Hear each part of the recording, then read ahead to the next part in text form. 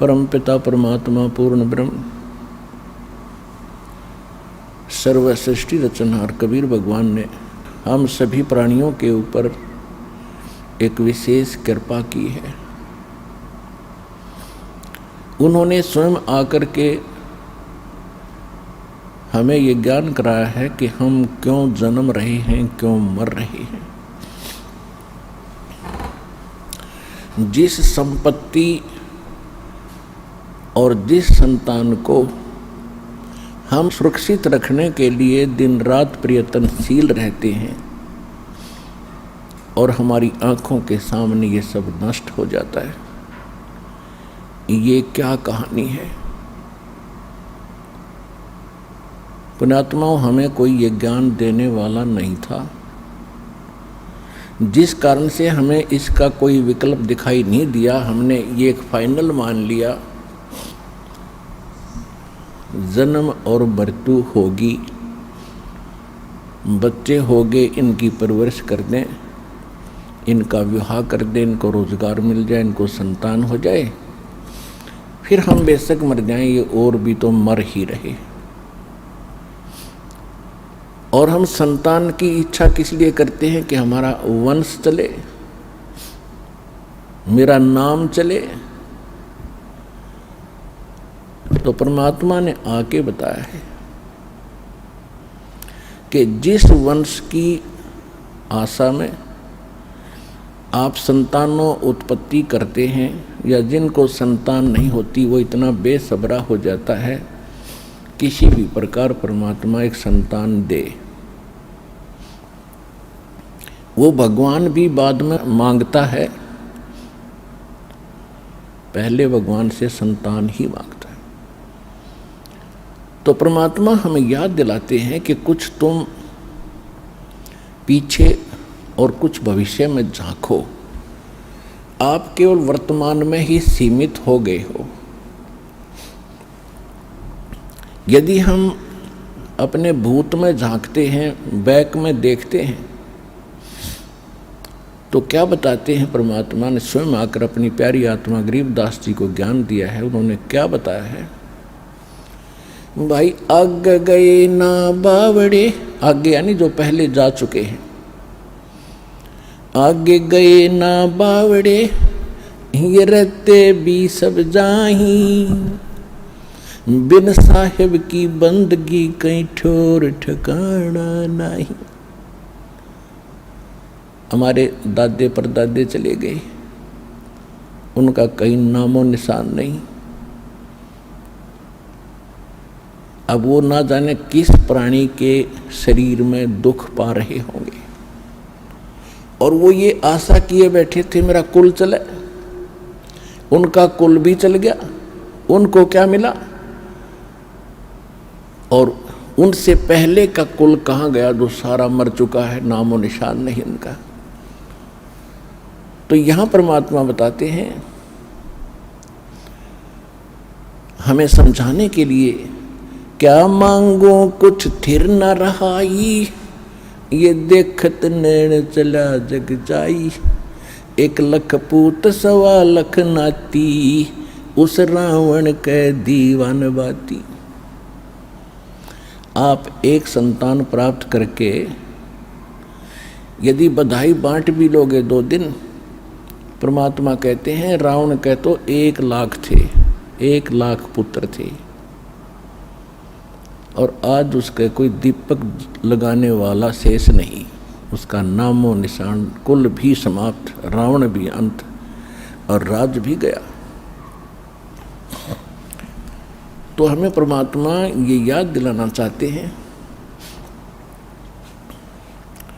ये तो आपको याद दिलाए कि पहले यानी पीछे जो कुछ हो चुका है उसकी ये दशा है। वर्तमान में आप देख ही रहे हो, यहाँ कोई प्राणी सुखी नहीं, और सभी की आशा इच्छा होती है मैं करोड़पति बनूं, घना धनी हो जाऊं, बढ़िया कोठी बनाऊं, एक कार ले लूं, जग में मेरी इज्जत हो। क्योंकि हमने इतनी ही पढ़ाई पढ़ रखी अभी तक, तो परमात्मा कहते हैं ये सब कुछ भी हो गया। ऐसे बहुत हैं जिनके पास कोठियाँ हैं, उनके पिछले पुण्य संस्कार से बड़ी बड़ी कारें हैं, उनके पास संपत्ति भी बहुत है, और आप देख भी रहे हैं कि एक पल में ना जाने किसकी मृत्यु हो जाती है। बड़े बड़े सेठ अपने ही हेलीकॉप्टर के अंदर मृत्यु को प्राप्त हो जाते हैं दुर्घटनाग्रस्त हो जाने से। आगे क्या होगा, आगे के लिए परमात्मा सत्र करते हैं।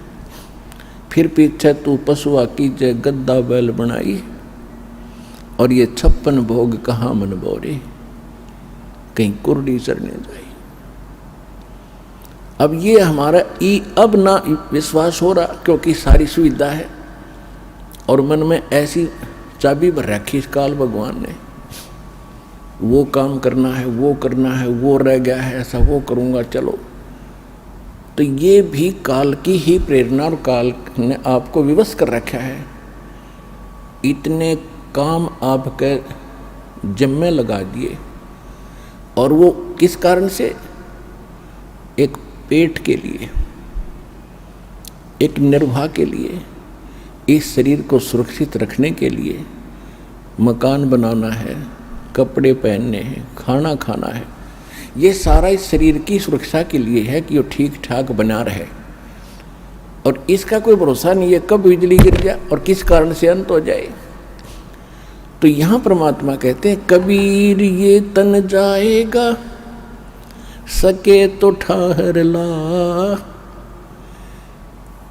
एक सेवा कर सतगुरु की और गोविंद के गुण गा। के शरीर तो एक दिन तुम्हारा जाएगा, और तेरा संस्कार जितना भी मनुष्य जीवन का उसके आते ही तुरंत नष्ट हो जाएगा, चाहे तेरा कितना काम शेष हो। उस समय नहीं देखा जाएगा कि तेरा लड़का विवाह नहीं हुआ है, लड़की ब्याणी रहेगी, ये नहीं देखेगा। एक भक्त बता रहा था कि मेरे मामा जी का 5-6 लड़कियां थी, और हमारे समाज में लड़कियों को एक अपने ऊपर अपने आप गलत परंपराएं बनाकर हमने अभिशाप मान लिया। उनके दहेज में पता नहीं के खर्चे करने पड़ते हैं, जिस कारण से वो कहता मेरी मामी बात नौतन गई थी, 3 लड़कियों का विवाह इकट्ठा रख रखा था। जिसके घनी बेटियां हों तो इन्हें सोचा एक के बार में सारा खर्चा हो जाए, ठीक ठाक निपट जाए। अब जिसकी 3 बेटियों का विवाह हो उसके दिमाग में कितना बर्डन होता है, वो चल कहीं रहा होता, सोच कहीं रही होती है।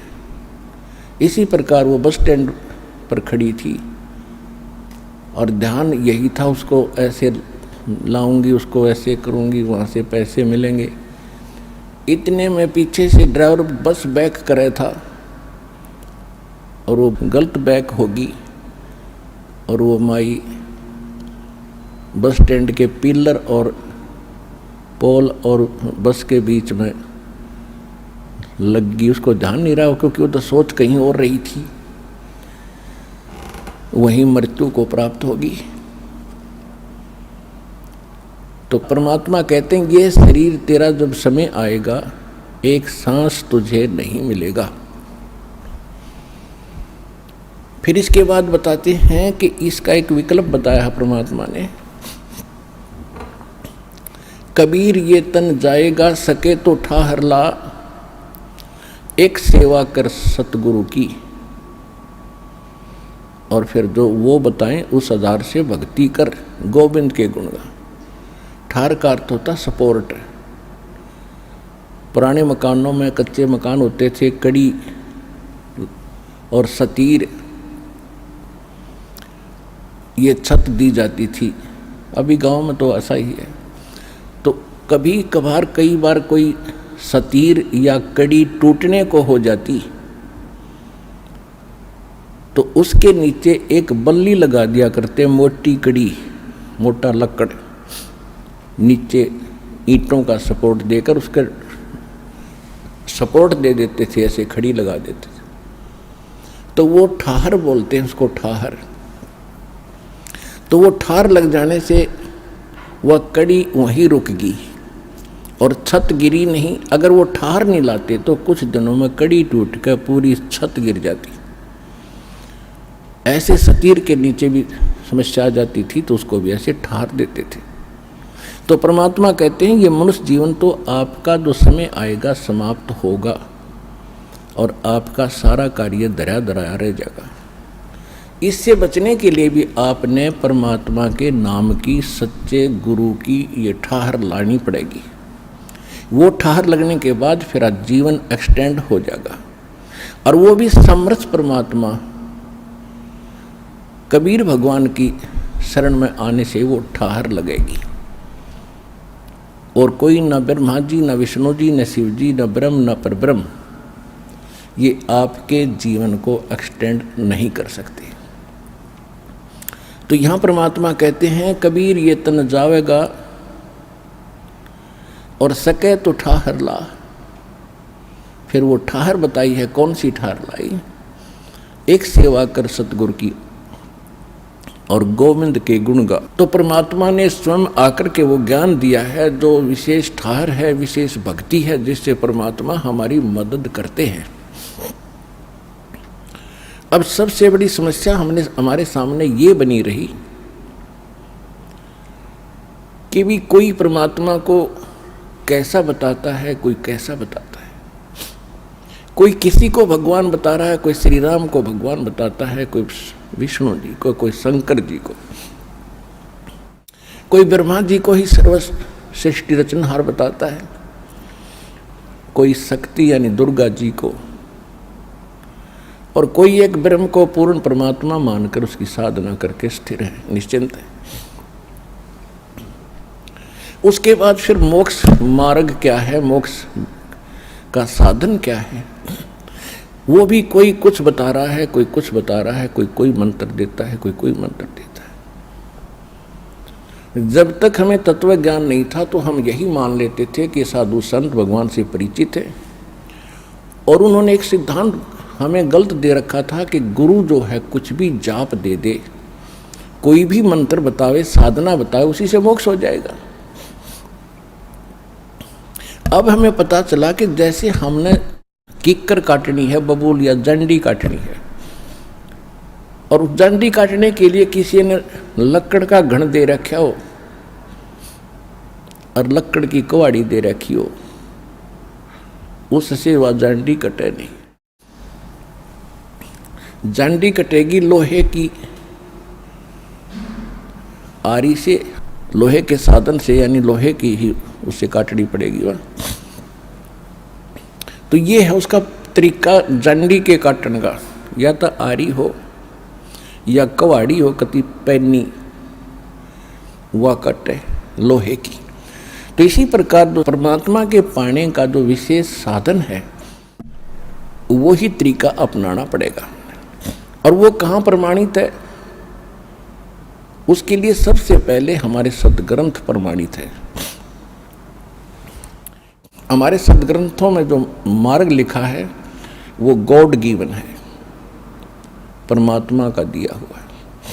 और परमात्मा ने जो ज्ञान दिया वो सत्य है। बाकी अन्य जीव की ऋषि जो हैं, ऋषि हैं, ब्रह्मा विष्णु महेश हैं, ये जीव संज्ञा के अंदर है। तो इनका जो अनुभव है, यदि भगवान के उस दिए हुए ज्ञान से नहीं मेल खाता है तो वो ज्ञान व्यर्थ है, वो सही नहीं है। अब सबसे पहले हमें ये निर्णय करना पड़ेगा कि वो भगवान के दिए हुए सदग्रंथ कौन से हैं। अब सबसे पहले एक नंबर का ग्रंथ है सूक्ष्म वेद, जिसको सवसम वेद भी कहते हैं, जिसको तत्व ज्ञान भी कहते हैं। वो तो है ऑल इन वन, यानी उसमें तो कंप्लीट स्पिरिचुअल नॉलेज है। लेकिन सूक्ष्म वेद आपने सुना नहीं और कभी देखा नहीं तो ये इस पर अविश्वास होता है। इसलिए हमने सबसे पहले उन सदग्रंथों से ही प्रमाणित करना पड़ता है जिनको आप आज तक सत्य मानते रहे। सूक्ष्म वेद के बाद हैं 4 वेद, यजुर्वेद, ऋग्वेद, सामवेद और अथर्ववेद। इन्हीं चारों वेदों का निष्कर्ष श्रीमद् भगवत गीता, ये है गॉड गिवन स्पिरिचुअल नॉलेज। और ये किसने ज्ञान दिया था? ये पूर्ण परमात्मा ने, सत्य पुरुष ने, अमर पुरुष ने जब ये सृष्टि काल की रची थी, उसी समय परमात्मा ने अपने सतलोक से इस काल के कंप्यूटर में, ब्रह्म के, सरपुरुष के अंतःकरण में ये कंप्लीट स्पिरिचुअल नॉलेज, ये सूक्ष्म वेद फीड कर दिया था, फैक्स कर दिया था, उसका निर्धारित समय रख दिया था। उसके बाद ये सृष्टि रची गई। ब्रह्मा विष्णु शिव जी का जन्म हो चुका था।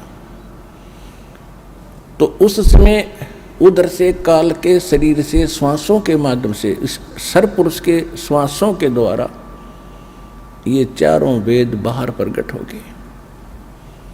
अपने आत्माओं, आज से 50 वर्ष पहले ये बातें चलती थी तो विश्वसनीय थी कि ये कैसे हो सकता, अब योग इतने मोटे कागज अंदर से एक सांस के द्वारा बाहर कैसे आ गए, और वहाँ सतलोक से यहाँ कैसे आ गए। तो अब परमात्मा ने पहले आपको ऐसी साइंस दी, और जो साइंस आपकी भौतिक साइंस है, परमात्मा की साइंस इससे भी कई गुना सूक्ष्म और एक्यूरेट है, एफिशिएंट है। जैसे ही आप कहीं से भी, अब जैसे आजकल तो बहुत सिस्टम हो गए, पूरे के पूरे ग्रंथ कंप्यूटर में डाउनलोड कर देते हैं 1000 किलोमीटर दूर, एक वायर के माध्यम से, पतली सी वायर के माध्यम से, और वायरलेस सिस्टम ही हो गया, वहाँ पहुँच जाते हैं, हवा में पहुँच जाते हैं, हवा से फिर वहाँ आकर दूसरे के कंप्यूटर में डाउनलोड कर लो, नो के नो प्रिंट हो जाते हैं। ठीक इसी प्रकार परमात्मा की जो आध्यात्मिक साइंस है, इस भौतिक साइंस से असंख्य गुना ज़्यादा शक्तिशाली और एफिशिएंट है। तो वो चारों, ये कंप्लीट स्पिरिचुअल नॉलेज बाहर आकर के और बहुत सुंदर पेपर के ऊपर प्रिंट हो गया। और वो ऐसा पेपर, ऐसी इंक समुद्र में भी वो खराब नहीं हो रही थी। जब उसने निकाल कर देखा उन कंप्लीट स्पिरिचुअल नॉलेज को, उसके अंदर काल ने देखा कि इसमें तो सारी पोल खोल रखी है मेरी, और पूर्ण परमात्मा की जानकारी दे रखी है। यदि इन प्राणियों को उस परमेश्वर का ज्ञान हो गया, ये सभी भाग जाएंगे। इसने हमारे को मूर्ख बना के, अज्ञानी बना के और विवश करके हमारे को रोक रखा है अपने खाने के लिए। पुण्यात्माओं, आपको अध्यात्म मार्ग का कैक है भी पता नहीं पूरे विश्व को। या तो परमात्मा को मालूम है, या उसके बाद उनसे परिचित उन महापुरुषों को ज्ञान था, उन्होंने अपनी अमृतवाणी में लिखा भी, लेकिन उनकी भी हमने बात मानी नहीं। लेकिन वो अपना अनुभव लिखवा गए, एफिडेविट दे के चले गए कि जो परमात्मा 600 वर्ष पहले आकर ज्ञान दिया करते थे वो सत्य है। उन्होंने भगवान को आँखों से देखा था, उनसे ज्ञान प्राप्त हुआ, वही ज्ञान उन्होंने अपनी अमृतवाणी में लिखा। इसलिए आपको ये यकीन नहीं हो रहा कि खाता कैसे है। अब जैसे आप सारे जीवन में जो भी खट्टा मीठा और जो भी ये शराब, तम्बाकू, भुक्की, सिगरेट पीते हो, इनका एक अलग से अंश, अंतःकरण, सूक्ष्म शरीर है अंदर हमारे एक, जो जिसके ऊपर ये ऊपर कवर है स्थूल शरीर, इसके नीचे सूक्ष्म शरीर है। उस सूक्ष्म शरीर के अंदर ये लिप्त हो जाती है वासना, और ये शरीर मृत्यु के उपरांत यहीं रह जाता है। ये जीव उस सूक्ष्म शरीर युक्त ऐसे स्थान पर जाता है जहाँ इसने एक व्यवस्था कर रखी है, जिसको तपत शिला बोलते हैं। वहाँ जाकर गिरता है और उसको, उसके अंदर से वो वासना गंध निकालने के लिए ऐसा सिस्टम बना रखा है कि वो बहुत हीट है उस तपतशिला के अंदर, और ये प्राणी वहाँ पर ऐसे चटक मटक करता जैसे खील भूनते हैं, और इसके अंदर से वो गंध निकलता रहता है, पटक पटक होकर ये बेहोश हो जाता है। और जिसके अंदर ज़्यादा वासनाएं होती हैं, ज़्यादा जिसने शराब पी रखी, तंबाकू पी रखा हो या और बकवाद कर रखी है, तो वो ज़्यादा समय तक तपतशिला पर दुख पाते हैं, उनमें ज़्यादा मटेरियल होता है काल का।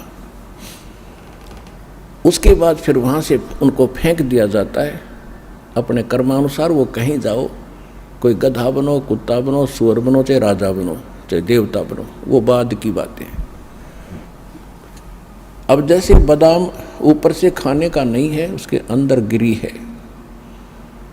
जिसने कभी सिस्टम देखा ना हो तो कोई कहे ये बादाम है, बहुत अच्छा है, तो अनजान व्यक्ति ये सोचेगा ये तो दांत भी ना गढ़ते, इसने खावा कैसे। उसके फोड़ने के बाद पता चलता उसके अंदर खाने की वस्तु कोई और है। ठीक इसी प्रकार इस काल ने आप जी को यहाँ धोखा देकर रुका हुआ है।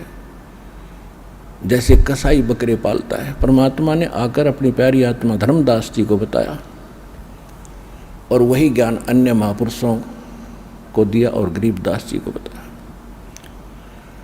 कि जैसे कसाई बकरे पालता है, उनके लिए सब सुविधा देता है, उनके लिए एक चरागाह बनाता है, शेड डालता है, झोंपड़ी, चारों तरफ हिंसक प्राणियों से, पशुओं से बचाने के लिए बाड़ करता है, अंदर ही तालाब बनाता है और 2-3 पाली रख देता है उनको संभालने के लिए। तो वो भोले प्राणी, भोले बकरे बकरियां नरमादा छोड़ देता है, वो बच्चे पैदा करते हैं, उनमें कितनी ममता जितनी आप और हम की अपने परिवार के अंदर है। और उनमें आपस में भी कोई बकरा बकरी किसी के बच्चे को कोई सिर मार देता है तो फिर उसके साथ लड़ने मरने को तैयार हो जाते हैं, यानी उस बच्चे के माता पिता कि तुमने मेरे बच्चे को क्यों मारा। तो वही वृत्ति जो हमारे अंदर है, वही पशु बने हैं, उनमें जोंकी तो वही है। आपस में हम लड़ते रहते हैं और हम सभी आहार काल के हैं। तो दूसरे में वो बकरे सोचते हैं कि ये हमारा मालिक कितना रहम है, इसके अंदर कितना दयालु है और कितना मेहरबान है, हमारे लिए कितनी सुविधा दे रखी है। और उस समय वो भूल जाते हैं जब उनको वो शाम को कान पकड़ पकड़ कर ले जाता है। उस समय वो नहीं देखता किसका बेटा है, कौन किसकी बेटी है, कौन किसकी मार, कौन किसका बाप है। एक तरफ से मोटे मोटे छांट के और कड़च करवा देता है। पुण्यात्माओं, कुछ दिन में आपका यह बात कति हृदय में जम जाएगी कि हमारा यहाँ उद्देश्य क्या है जीने का। हम किस लिए पैर पीट रहे हैं, एक सेकंड का कोई विश्वास नहीं कब बिजली गिर जाए। और फिर हम छोटी छोटी बातों पर एक दूसरे के साथ झगड़ा करते हैं। हम पहले ही दुखी है, जब हमें ज्ञान होगा कि हम सारे दुखी यहाँ पर, और फिर दुखी को दुखी हम करें, हम कितने नीच हैं, कितने निकम्मे आदमी हैं। हम स्वयं एक काल के जाल में, कसाई के बाड़े में हैं, और फिर भी हम एक दूसरे साथ लड़ रहे हैं। हमें तो अपनी जीवन की रक्षा की भीख मांगनी चाहिए परम पिता समर्थ से। हे भगवान, किसी प्रकार इस कसाई के बाड़े तक निकाल दो, इस कसाई के घेरे तक हमें छुड़वाओ दाता। परमात्मा ने अब समय धर दिया था कसाई के बाड़े को तोड़ने का। अब ये समय है, कसाई का बाड़ा तोड़ दिया और जिस पर निकला जाओ निकल जाओ।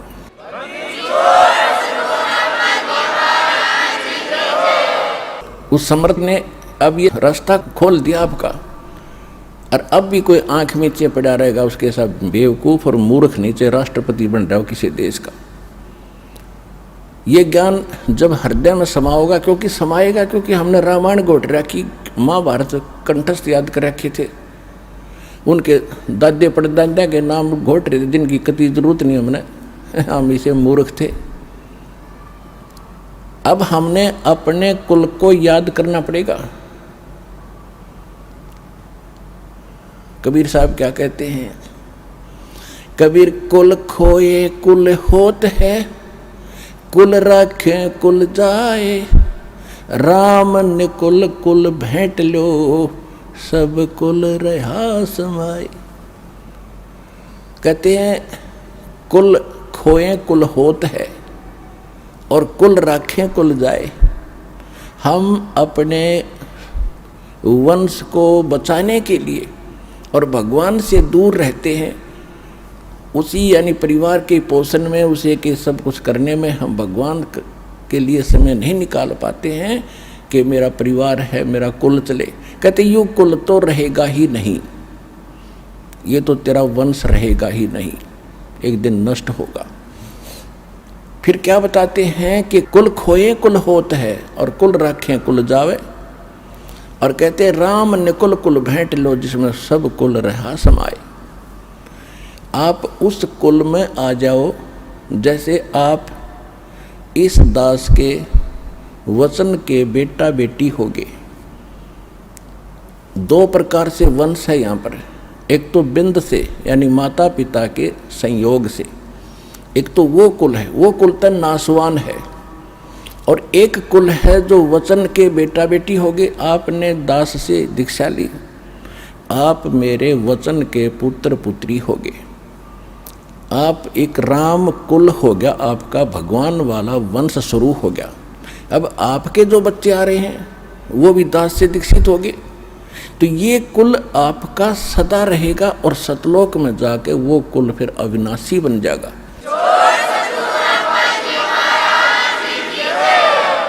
तो यहाँ परमात्मा कहते हैं कुल खोए कुल होत है, यानी उस कुल को भूलांगे और भगवान की तरफ हम समर्पित होंगे, और कुल रखे कुल जाए, और राम निकुल कुल भेंट ले, जिसमें सब कुल रहा समाए।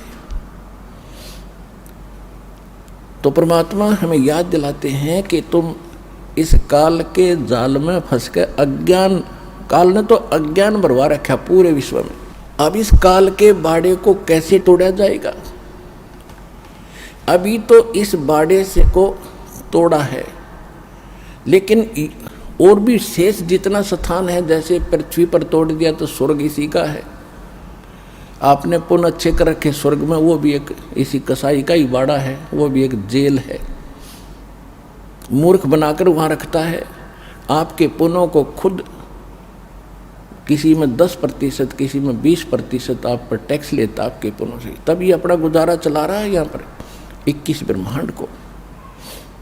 और जब आपके वहाँ पुण्य खत्म हो जाते हैं, नीचे पटक देता है, फिर कमाओ। तो परमात्मा ने आके इसका सारा इंद्रजाल समझाया है और फिर हमें बताया है।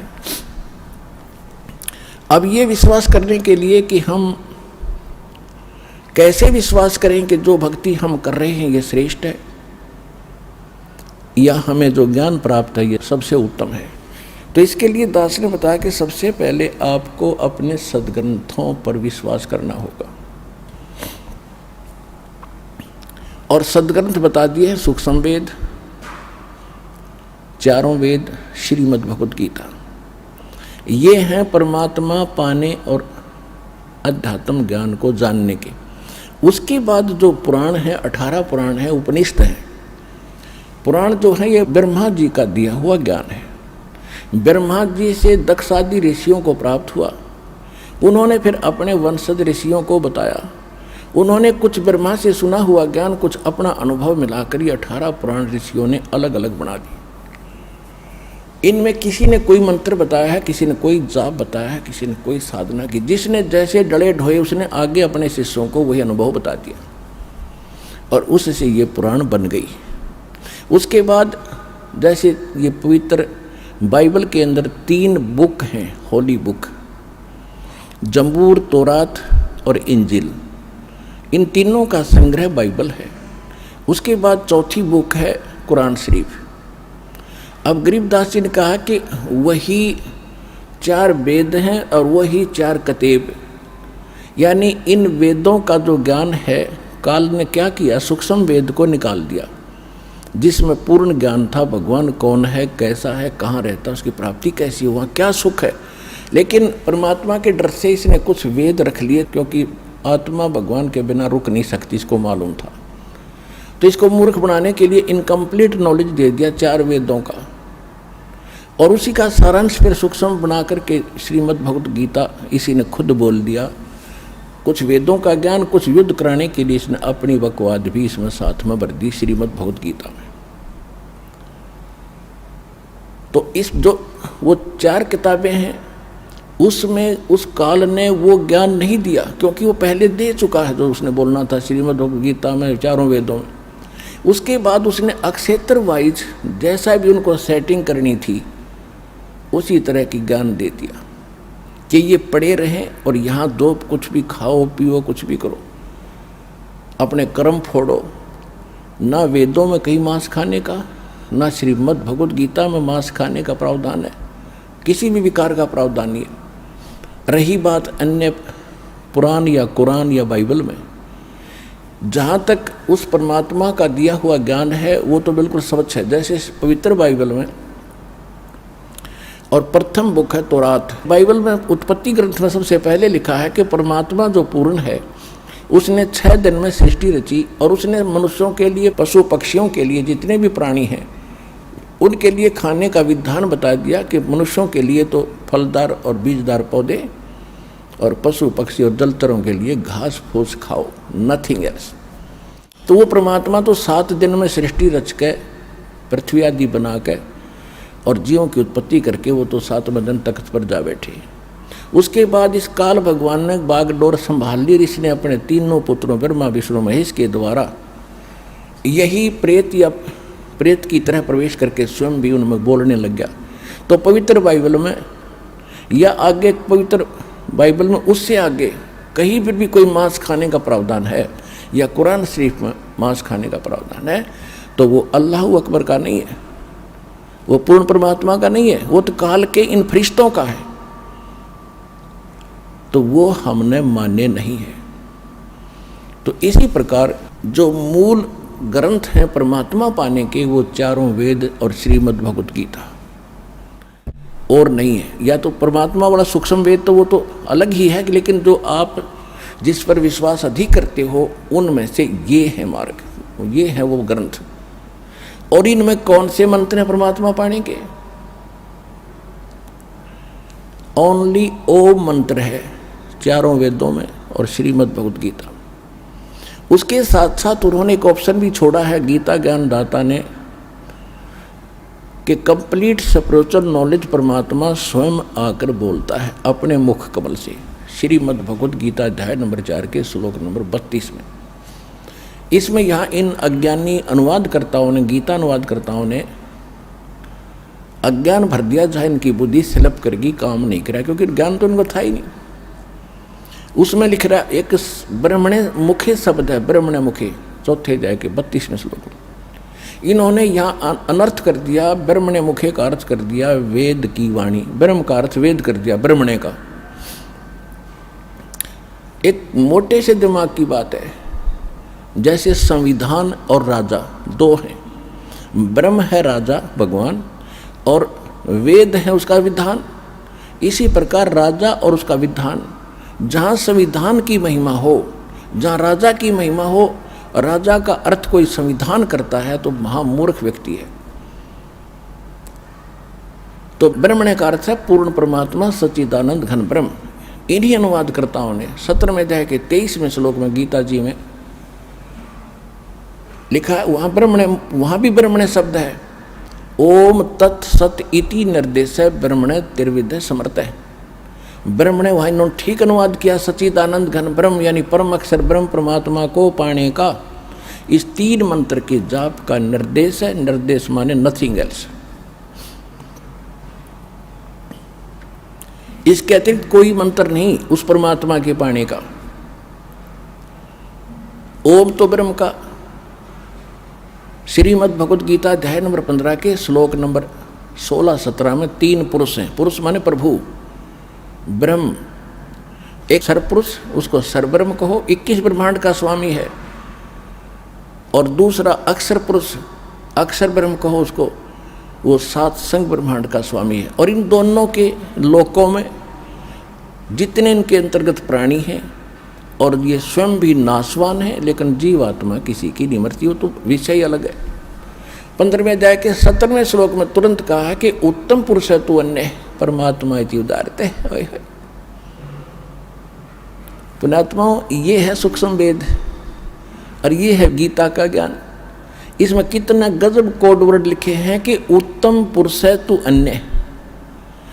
श्रेष्ठ परमात्मा यानी पुरुषोत्तम, जो सही भगवान है, श्रेष्ठ प्रभु है, वो तो कोई इन दोनों से सरपुरुष और अक्षर पुरुष से अन्य है, और उसी को परमात्मा कहते हैं। ओए होए, देखो अब कसाई ने कोई नेक आदमी कहता है तो कहते रहो, आदमी तो नेक होगा लेकिन कर्म तो ठीक हो ना उसके। तो यहां बताया परमात्मा का अर्थ है वो परम शक्ति जो सबसे परम श्रेष्ठ है, और जो केवल सुख देता है, दुख नहीं देता। वो मारता नहीं, पैदा जरूर करता है, वो मारता नहीं। उसको परमात्मा कहा जाता है। और इस कसाई काल को परमात्मा कह रहे हैं। किसी का बेटा मारा, किसी की बेटी मारी, किसी का कुछ मारा, किसी की टांग टूट गई, किसी कैंसर हो रही, हाहाकार मचारे, बुच्चड़ खाना, ये पूरा है कोई जीव सुखी? चाहे कितना अपना चिकना चौपड़ा दिखता, चाहे पूरी पृथ्वी का राष्ट्रपति हो, अंदर से खोखले हैं सभी बिना भक्ति के। तो परमात्मा ने हमें दृढ़ करना चाहा है कि तुम किस लोक में पड़े हो। अब क्या बताते हैं कि परमात्मा इति उदारते, उसको भगवान कहा जाता है। ओए होए, उसको परमात्मा कहते हैं। यह लोक धर्म अविषय विवर्ती अवेश्वर है, जो तीनों लोकों में प्रवेश करके सबका धारण पोषण करता, वास्तव में वो है अविनाशी परमात्मा। अब यहाँ कुछ भले आदमी जो हठ धर्मी हैं, जो छोटी मोटी कोई संस्था चला रहे हैं या कोई गुरु पद प्राप्त हैं, वो क्या मूर्ख बनाते हैं अपने शिष्यों को कि रामपाल 15वें अध्याय के 18वें अध्याय का जिक्र क्यों नहीं करता। उसमें ये गीता ज्ञान दाता कहता कि मैं पुरुषोत्तम हूँ। उनकी अकल तो पत्थर तो पड़े हुए हैं पहले से ही। वो चाहते हैं कि शिक्षित लोगों को भी मूर्ख बनाएं, लेकिन अब वो समय जा लिया है। अब मूर्ख नहीं बनेंगे हम। अब सुनो 15वें अध्याय के 18वें श्लोक में क्या कहा है। अब जो उसने बताना था वो बता दिया कि श्रेष्ठ परमात्मा पुरुषोत्तम तो कोई और है। 18वें अध्याय के 62वें श्लोक में भी कहता कि अर्जुन तू सर्वभाव से उस परमेश्वर की शरण में जा, उसी की कृपा से तू परम शांति को, सनातन परम धाम को प्राप्त होगा। अब 15वें अध्याय के 18वें श्लोक में जो वो कहता है कि मैं लोक वेद के आधार से, लोक वेद होता है सुनी सुनाई बातें, दंत कथा। जैसे हम लोक वेद सुन रखे थे कि ब्रह्मा विष्णु महेश का कोई माता पिता नहीं,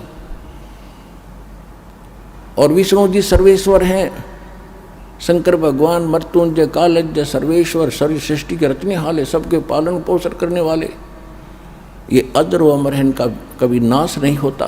ये था लोकवेद। और ये लोकवेद पूरे हिंदुस्तान के अंदर हिंदू धर्म के करोड़ों भक्तों ने सत्य मान लिया था। अब इसका वास्तविकता का पता चला, ये नासवान, इनकी जन्म मृत्यु होती है और इनके माता पिता हैं। ये है यथार्थ ज्ञान, और वो था लोकवेद।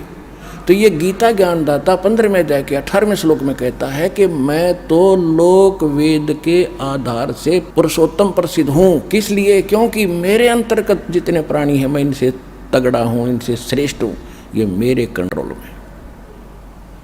बस इतना प्रभु है, ये इतना पुरुषोत्तम है। 21 ब्रह्मांड में जितने प्राणी इनसे ताकतवर है, ये 1000 कला का भगवान है। और ब्रह्मा विष्णु महेश ये 16 कला के भगवान हैं। इनसे ये सोच लो कि ये 16 हॉर्स पावर की मोटर है, वो 1000 हॉर्स पावर का। और कबीर साहब तो थर्मल प्लांट है, पावर का अंत नहीं उसका।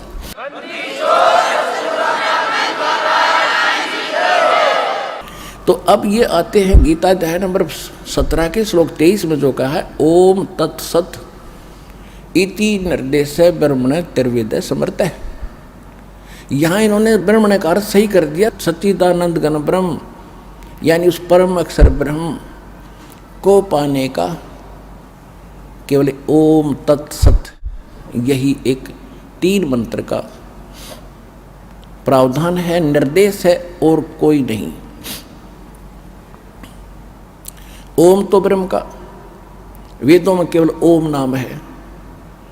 गीता अध्याय नंबर 8 के श्लोक नंबर 13 में गीता ज्ञानदाता कहता है, ओम इति एकाक्षरम ब्रह्म व्यवहारण माम अनुसमरण यह प्रयाति तदन देहम स याति परमाम गति। मुझ ब्रह्म का केवल एक ओम मंत्र है, नथिंग एल्स, इति बस यही। और अंतिम सांस तक जो इसका सिमरण करता हुआ शरीर छोड़कर जाता है वो ओम से मिलने वाली परम गति को प्राप्त होता है। ओम से मिलने वाली परम गति कौन सी है? क्योंकि ब्रह्म का जाप है तो ब्रह्म लोक प्राप्त होता है। गीता अध्याय नंबर 8 के श्लोक नंबर 16 में यह भी स्पष्ट कर दिया है कि ब्रह्मलोक में गए हुए प्राणी भी पुनरावृत्ति में हैं, उनकी जन्म मृत्यु कभी समाप्त नहीं होती। और ये गीता ज्ञानदाता स्वयं भी कहता है दूसरे अध्याय के 12वें श्लोक में और चौथे अध्याय के 5 और 9 श्लोक में और 10वें अध्याय के 2 श्लोक में कि अर्जुन तेरे और मेरे बहुत जन्म हो चुके हैं, तू नहीं जानता मैं जानता हूँ। मेरी उत्पत्ति को ये देवता भी नहीं जानते क्योंकि ब्रह्मा विष्णु महेश भी इसी से जन्मे हैं। तो पिता की डेट ऑफ बर्थ बच्चे नहीं जानते, दादा बताया करें। तो दादाजी ने आकर बता दिया कबीर भगवान ने कि ब्रह्मा विष्णु महेश के माता पिता ये ज्योत स्वरूपी निरंजन और दुर्गा हैं। इनका कैसे जन्म हुआ, कब हुआ, उन्होंने सारी डेट बता रखी, वो स्थान बता रखे।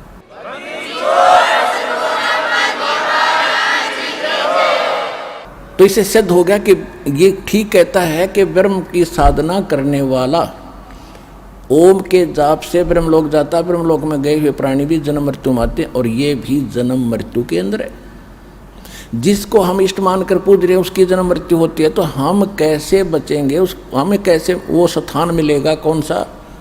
15वें अध्याय के 4 श्लोक में कहा है कि तत्वदर्शी संत की प्राप्ति के उपरांत परमेश्वर के उस परम पद की खोज करनी चाहिए जहां जाने के बाद साधक फिर लौटकर कभी संसार में नहीं आते। और वो परमात्मा वो है जिसने सब ब्रह्मांडों की रचना की है। वहां गीता ज्ञानदाता कहता है मेरी भक्ति भी त्याग दे, केवल उसकी भक्ति कर। अब जो प्रसंग चल रहा है कि गीता अध्याय नंबर 4 के श्लोक नंबर 32 में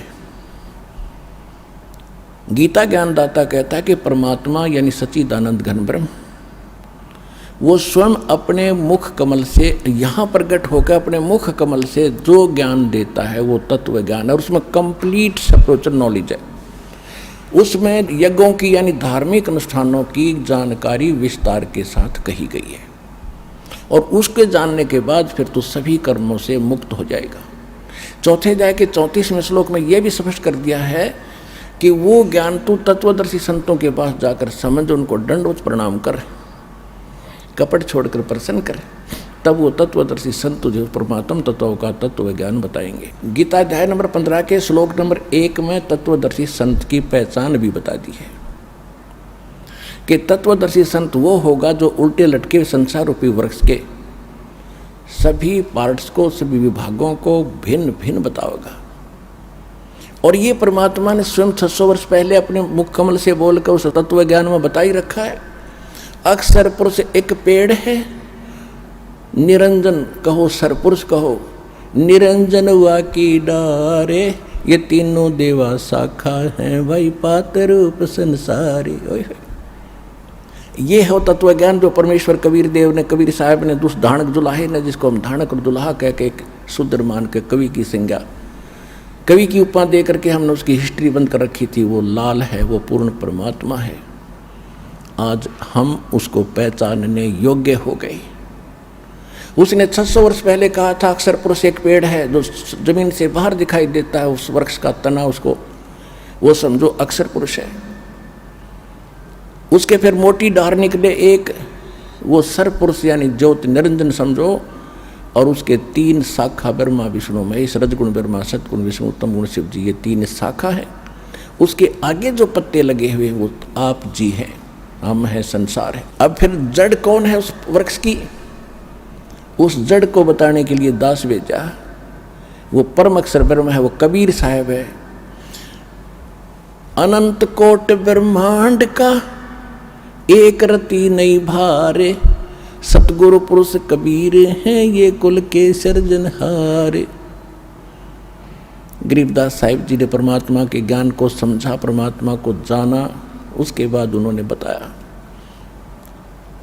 अब जो प्रसंग चल रहा है कि ये कौन से मंत्र हैं जिनसे मोक्ष होगा,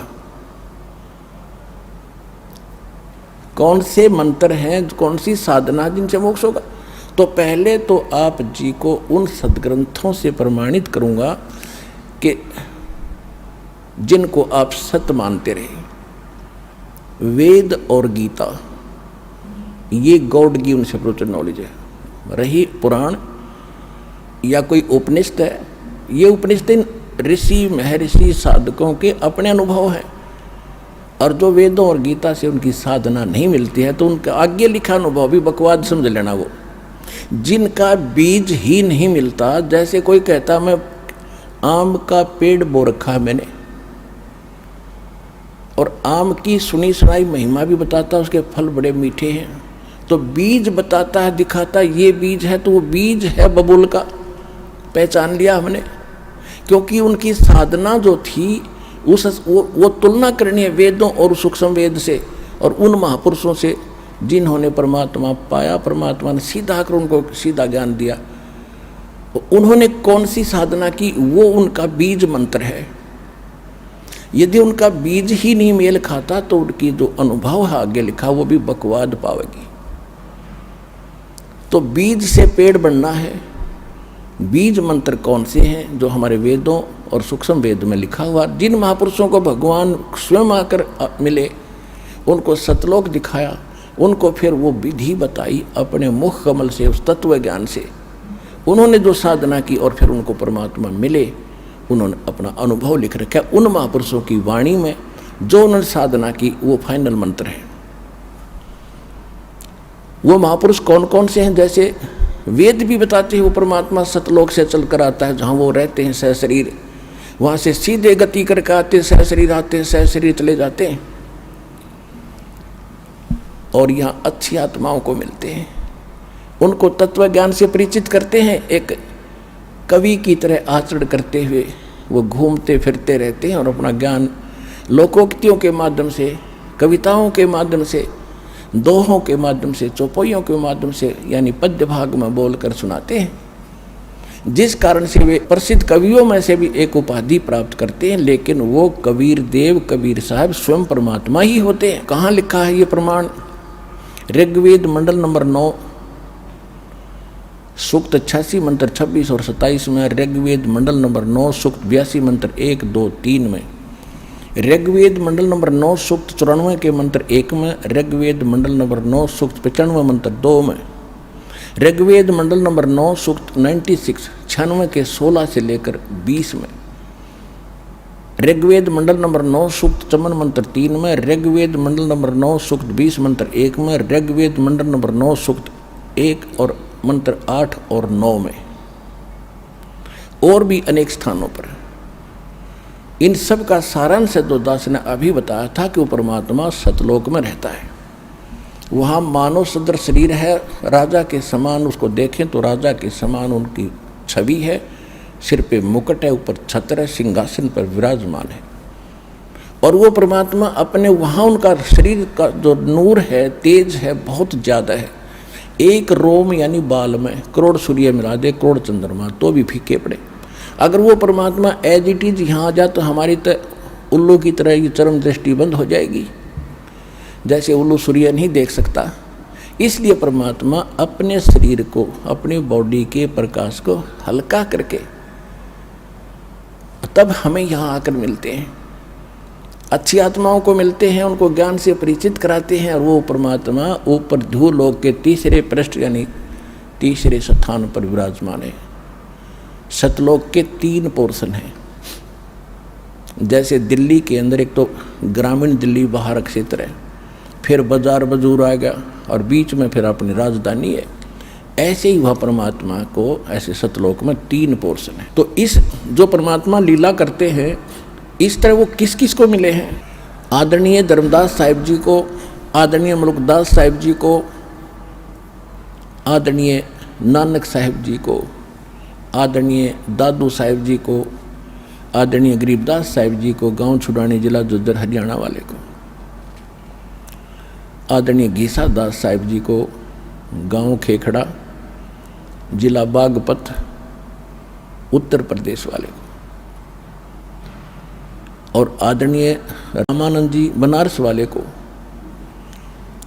तो उन महापुरुषों ने भी परमात्मा के कौन से मंत्र जाप किए, कौन सी साधना उन्होंने की जिससे उनका मोक्ष हुआ? हम मानते हैं इन महापुरुषों का मोक्ष हुआ।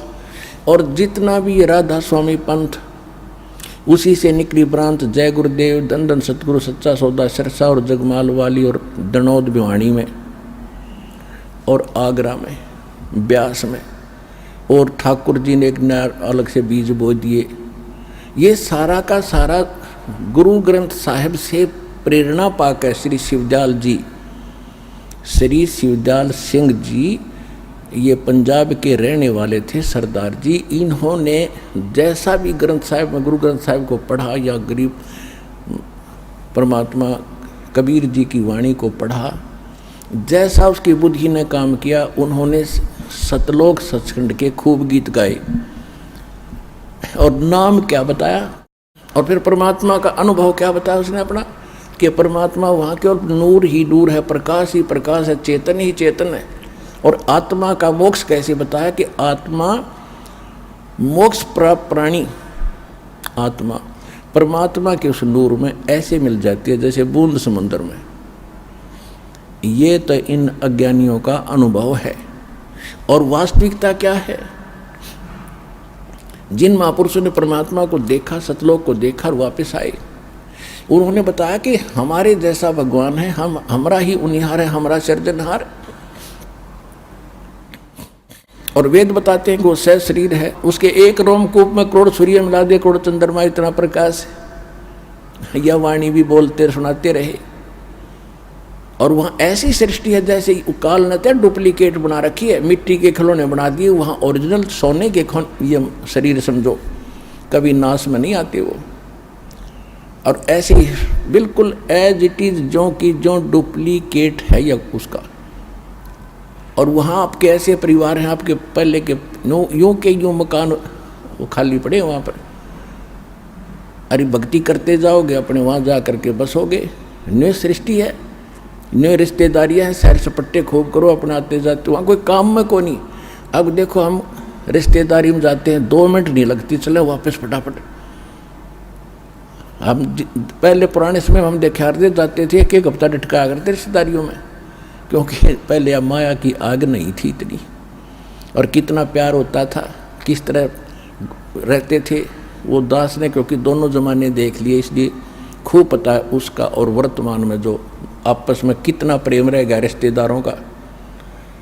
ब्याह होकर लड़की घर पर सज जाती है, पहले तलाक की तैयारी हो जाती है, ये रिश्तेदारी रहेगी, कति नैतिकता गिर गई आपस में, ना बड़े छोटे का लाज रहा। पहले शर्माया करते, जैसे हम जाते थे घर वाले पहले शिक्षा देते थे, बेटा किसी तो गलत ना बोलियो, अपनी मौसी जी को, मौसा जी को प्यार से बोलियो, प्रणाम करियो, वो कुछ भी कहें उलाने दे सुन लीजियो।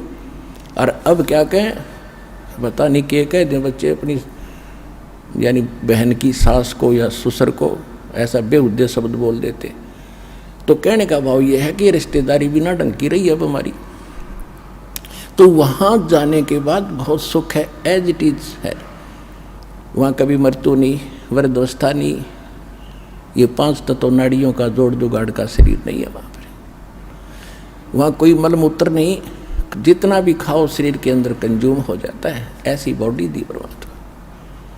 ना थूक है, ना कुछ और है, ना कुछ, ऐसा सुंदर शरीर। तो इसलिए तो उसकी तरफ है लोगों ने, राजाओं ने राज भी त्याग दिया उस सुख स्थान को पाने के लिए। लेकिन रास्ता ना मिलने से भटको इस संसार में, कितने धक्के खा लो, कितने परित्याग कर लो, व्हाट इज यूज। तो अब परमात्मा ने वह दया करी है आपके ऊपर, वो समय भी दिया है, आपको शिक्षा भी दी है, आपको ज्ञान भी श्रेष्ठ दे दिया। तो हम उसी प्रसंग पर लाते हैं कि जैसे इन महापुरुषों को परमात्मा मिले तो इनमें से एक आदरणीय गरीबदास साहिब जी की थोड़ी सी कहानी सुनाऊंगा, जिससे एक तो आपको ये विश्वास होगा कि जब परमात्मा से मिलकर आया है जो प्राणी, और फिर उसने ये ज्ञान लिखा है। हम 3 दिन लगातार पाठी इस ग्रंथ को पढ़ते हैं गरीबदास साहिब जी को, जो भगवान ने ज्ञान दिया कबीर साहब ने। और परमात्मा ने 600 वर्ष पहले कबीर भगवान ने अपनी अमर वाणी लिखवा भी दिया, धर्मदास जी को बता भी दिया। कबीर सागर में कबीर वाणी चैप्टर है, उसके 136 और 137 पृष्ठ पे, जिसमें 12 पंथों का ज्ञान दिया है। काल ने कहा था 12 पंथ करूँ मैं साजा, नाम तुम्हारा ले करूँ आवाजा। और 12 पंथ नाम जो ले ही सो मेरे मुख आन समोही, और अनेक पंथ चलाऊं या विद जीवों को भरमाऊं। 12 तो ये गिनती के हैं। उसके बाद ये राधा स्वामी पंथ, धनधन गुरु सतगुरु पंथ, निरंकारी पंथ, रिया सारा अमर साधु सुदान सुवाड़े, कृपालु कृपुल के सारे काल के पंथ हैं। और विशेषकर जो राधा स्वामी पंथ है, एक सतलोक के गुण गावे, सचखंड सतपुरुष बतावें, इन्हें कह का पता नहीं।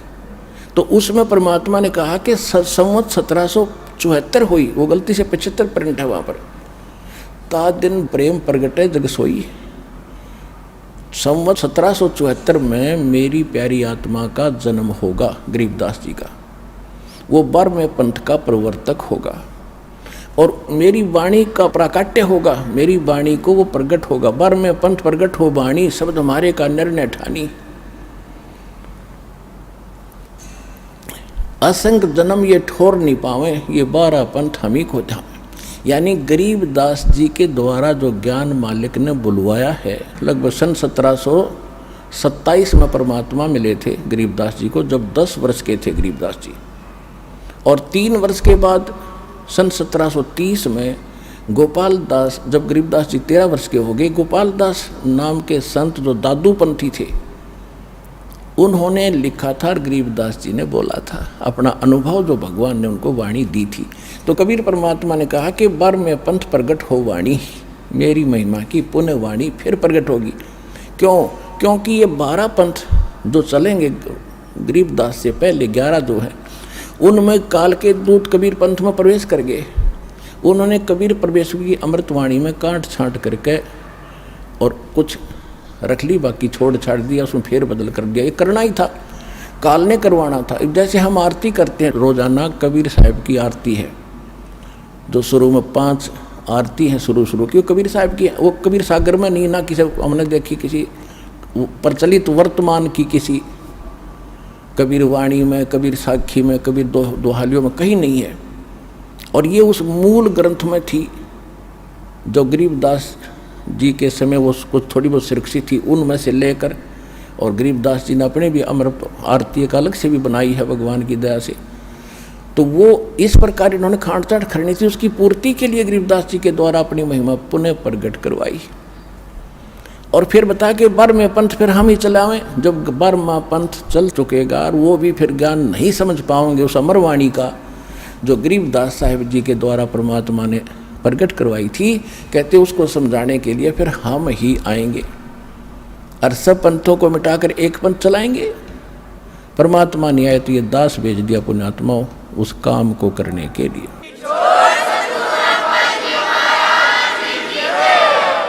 आदरणीय गरीबदास साहिब जी का जन्म गांव छुड़ानी, जिला जज्जर, हरियाणा में हुआ। वहाँ पर इनके नानके थे, इनकी माता जी का कोई भाई नहीं था, जिस कारण से गरीबदास जी के पूज्य पिता श्री बलराम जी धनखड़ गांव करोथा के रहने वाले थे, जहाँ अपना आश्रम है। और वो वहाँ छुड़ानी के अंदर वो घर जमाई के रूप में रहा करते थे। उनके गरीबदास जी के नाना जी के ज़मीन बहुत गणी थी, लगभग 1300-1400 एकड़ ज़मीन थी, 1400 एकड़। किसान थे, जाट थे, और तो वहीं रहा कर रहने लग गए थे। वहीं पर गरीबदास जी का 12 वर्ष रहते हो गए थे तब जन्म हुआ था। जब 10 वर्ष के गरीबदास जी हुए, खेतों में गौवें चराने के लिए जाया करते थे। पहले ऐसे ही यही अपने दैनिक कार्य जिसके परंपरागत जो व्यवसाय होते थे वही करते थे। श्री कृष्ण जी भी गायें चराया करते थे और उनके दूध को, बच्चों को बेचकर अपना निर्वाह किया करते थे। ऐसे गरीबदास जी के वहाँ अपनी ज़मीन बहुत गणी, 1400 एकड़ 2500 बीघा बड़ा बीघा होता था, जो जिससे 5 बीघे से 1 एकड़ बनता वर्तमान का। तो उस समय वो बीघा इन बीघों के 4.25 बीघे का 1 बीघा होता था, 4.25 बीघे यानी लगभग किला ही हो जाता था, 1.25 बीघा कम। तो इस प्रकार वो 2500 के बीघे के 1400 एकड़ बन जाते हैं, 1350। इतनी ज़मीन थी और वो जंगल में पशु चराया करते थे, गौओं के साथ पाली जाते थे, 10 वर्ष के बालक थे। अब कहते गोता मारूं स्वर्ग में जा बैठूं पाताल, गरीबदास ढूंढता फिरूं अपने हीरे मोती लाल। और जैसे परमात्मा का विधान दासना भी बता, वेद में प्रमाणित करते हैं कि वो वहाँ से सह शरीर आते हैं, अच्छी आत्माओं को मिलते हैं। तो गांव छुडानी के खेतों में, जंगल में अपने ही यानी खेतों में गौ चरा रहे थे। और छुडानी से एक कबलाना गांव है, सीमा लगती है। कबलाना गांव झज्जर से बहादुरगढ़ रोड के ऊपर मेन रोड पे है, और छुडानी गांव जो है उस मेन रोड से 1.5-2 किलोमीटर हट के अंदर है। एक दुल्हेड़ा गांव से सीधी रोड जाती है, कबलाना से भी अब बाद में निकली है एक रोड छुडानी जाती है। तो कबलाना से छुडानी गांव को एक कच्चा रास्ता जाता था, उसी पर सड़क बन गई। अब उस कच्चे रास्ते पर गरीबदास साहब जी गऊ चरा रहे थे। ये सन 1727 और संवत 1784 फाल्गुन सुदी द्वादशी, यानी फाल्गुन उतरते की द्वादशी, चांदनी द्वादशी दिन के लगभग 10 बजे परमात्मा सतलोक से आकर उतरे। एक जिंदा महात्मा का रूप बनाकर कलयुग में ये जिंदा महात्मा के रूप में सभी महापुरुषों से मिले। और ऐसे रास्ते रास्ते आते दिखाई दिए थोड़ी दूरी से। तो पहले साधु संतों के प्रति एक विशेष आस्था श्रद्धा प्रत्येक की होती थी। सभी ने देखा महात्मा आ रहे हैं, तो जितने भी और 8-10 बड़े पाली थे, गरीबदास सबसे छोटे थे 10 वर्ष के एज में, कोई 30 वर्ष का, कोई 20 वर्ष का, कोई 50 वर्ष के, और बड़े बड़े भी थे। वो सभी खाना खा रहे थे एक जांडी के पेड़ के नीचे बैठ कर। तो परमात्मा आते दिखाई दिए। संत तो सभी ने कहा महाराज आओ आओ महाराज बैठो, भोजन पाओ भोजन पाओ। सभी ने आदर सत्कार से, वो तो आए इसीलिए थे, वो बैठ गए। फिर कहा जी भोजन पाओ। परमात्मा ने कहा कि भोजन तो मैं भाई खा के आया हूँ अपने गाँव से। उन्होंने पूछा आपका गांव कहाँ है? कि हमारा गांव सतलोक है। कितनी दूर है यहाँ से? परमात्मा ने कहा 16 शंख कोस की दूरी पे। अब बच्चों ने सोचा 16 कोस दूर होगा, क्योंकि आपस में इतने परिचित होते नहीं थे उस समय, कन्वेंस ठीक नहीं था। तो वह बात तो भूल भाल गए। महाराज भोजन खाओ। भाई भोजन नहीं खाऊं तो महाराज जी दूध तो पीना ही पड़ेगा, हम ऐसे नहीं जाने देते अपने अतिथि को, हमें पाप लगेगा। परमात्मा बोले भाई ठीक है, दूध पिलाना है तो मैं कवारी गायों का दूध पीता हूँ, जिसके बैल ने टच भी ना कराओ। तो जो बड़े बुजुर्ग थे, बड़े मैच्योर से थे पाली, वो कहने लगे बाबा जी आपकी दूध पीने की नीत को नहीं, आप तो मजाक करते हो।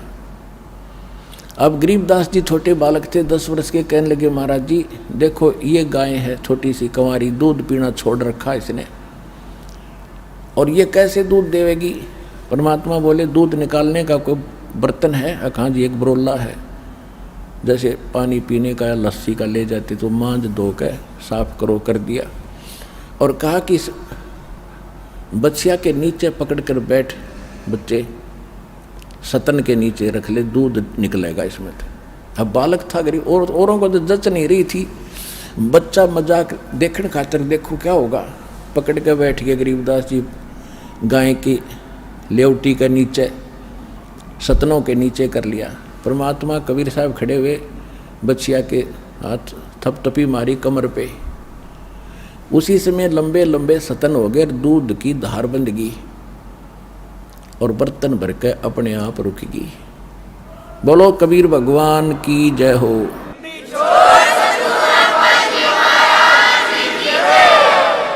अब सभी आश्चर्यचकित तो हुए। गरीबदास जी ने ला के ले महाराज पी लो। परमात्मा ने कुछ पिया और फिर कहा ले भाई बच्चों पालियो, तुम भी पी लो, गवा लो। अब जो बड़े बड़े ग्वाले थे वो कहने लगे बाबा जी ये जादू जंत्र का दूध है और कंवारी गाय का पाप का दूध हम नहीं पी सकते, और तेरी जात का बेराना तो किस जाति का है, तन झूठा कर दिया, हम तो ना पीवें। वो कहते सकल पदार्थ है जगमाही, कर्महीन नर पावत नाही। उठ कर चले गए। गरीबदास जी कहने लगे लो महाराज मुझे दे दो, आपका प्रसाद कब कब प्राप्त हो। कहते हैं होनहार वीरवान के होत चीकने पात, पूत के पैर पालने में पिछड़ जाते हैं। गरीबदास जी तो आत्मा थी भगवान की, ये शब्द निकलने ही थे कि लाओ महाराज आपका दास पिएगा आपका जूठे दूध का, कब कब प्राप्त हो हमें। परमात्मा शेष बचा हुआ कुछ दूध उन्होंने पिया। फिर परमात्मा ने यहाँ भी कह दिया था कि ये दूध इस कंगाल लोक का नहीं है, ये सतलोक से आया भाई, मेरे गांव से आया। लेकिन उसमें मोटी बुद्धि के लोग थे, उनका कहाँ समझ में आवती ये बात कि बाबा जी बकवाद करे, जादू जंत्र है, कोई जादूगर दिखाई देता है। वो चले गए। फिर गरीबदास जी को काफ़ी ज्ञान समझाया, गरीबदास जी के अंदर प्रबल प्रेरणा हुई। फिर परमात्मा ने उसको प्रथम मंत्र दिया कि बेटा नाम ले, जब सतलोक दिखाऊंगा।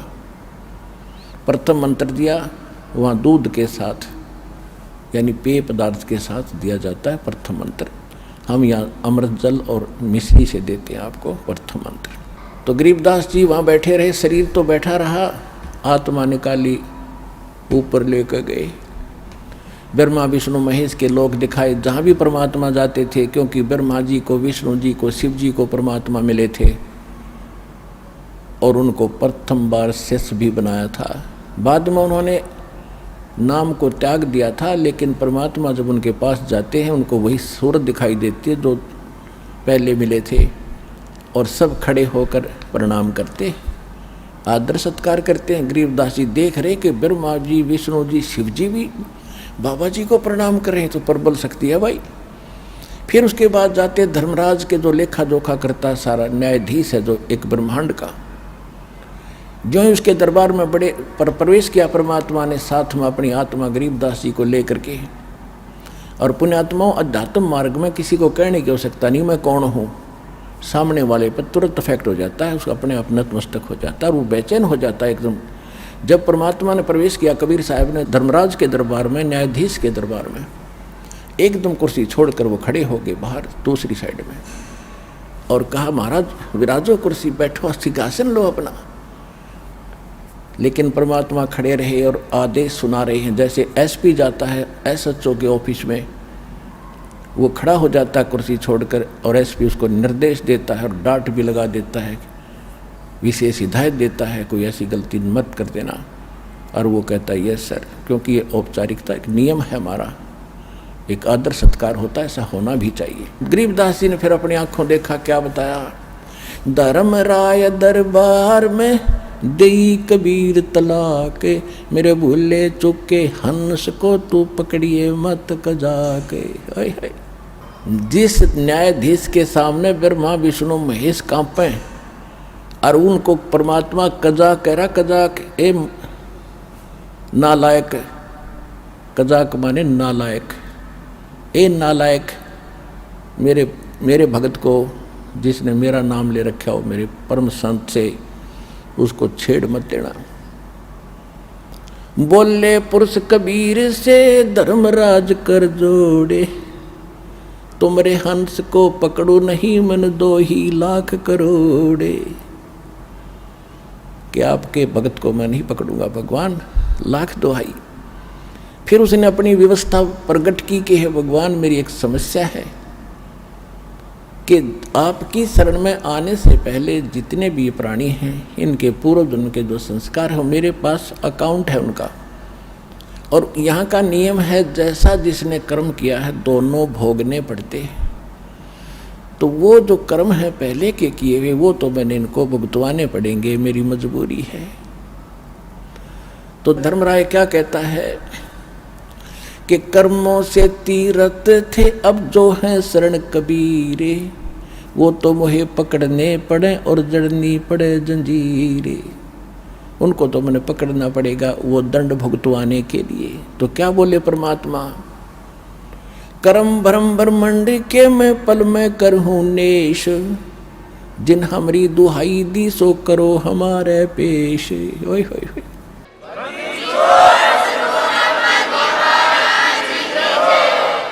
कि जो भी तैने इनको मूर्ख बना के ये पाप करवाए तूने करवाए हैं। और ऐसी सरकार जैसी या काल की सरकार ऐसी यहाँ की सरकार है। एक तरफ तो ठेका खोल देंगे, शराब खोल दी, पियो छक्के, और फिर कहते ही न शराब पी का हाउ लड़ करा इसको अंदर कर दो, और शराब पी कर रामायण बांचेगा, हाउ लड़ा करेगा वो तो अकल देखो इनकी।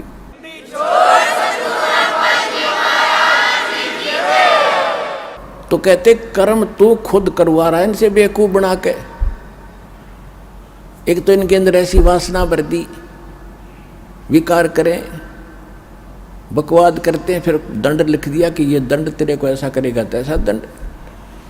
तो कहते परमात्मा कि कर्म भ्रम ब्रह्मंड के मैं पल में करहूँ नेस, और जिन हमारी दुहाई दी सो करो हमारे पेश। कहते जो तेरे कर्म तेरे कागजों में लिखे हैं मेरे पास ले आना। परमात्मा का प्रत्येक ब्रह्मांड के अंदर एक अलग से राजदूत भवन है। अब परमात्मा ना धर्मराज ने देखा, ना ब्रह्मा विष्णु में इसने देख रखा, और देखेगा कौन? उनके पहचान में कौन आवे, कौन बैठा है? तो त्रिकुटी जो त्रिकुटी है वो एक इंटरनेशनल एयरपोर्ट समझ लो, और वहीं पर फिर सबके सेक्रेटरीट हैं। जैसे प्रत्येक देश में राजदूत भवन होता है, तो यहाँ वहाँ परमात्मा एक राजदूत रूप में रह रहे हैं, स्वयं ही अन्य रूप बना करके। और कहा कि जैसे कोई देश किसी देश का नागरिक है, दूसरे देश में रहता है, उसको कोई दिक्कत आती है, तो राजदूत भवन वाला कहता है भी हमारे नागरिक को तो हम मेरे पास लाना, पहले हम पूरी जानकारी करेंगे, फिर तुम कुछ एक्शन लेना। तो यही परमात्मा ने कहा कि कर्म भ्रम ब्रह्मंड के मैं पल में करहूँ नेस, और जिन हमारी दुहाई दी सो करो हमारे पेश, मेरे पास ले आना, और तेरे सभी जितने भी कर्म हैं वो मैं क्रॉस कर दूंगा, इनके फिर भोगने नहीं पड़ेंगे।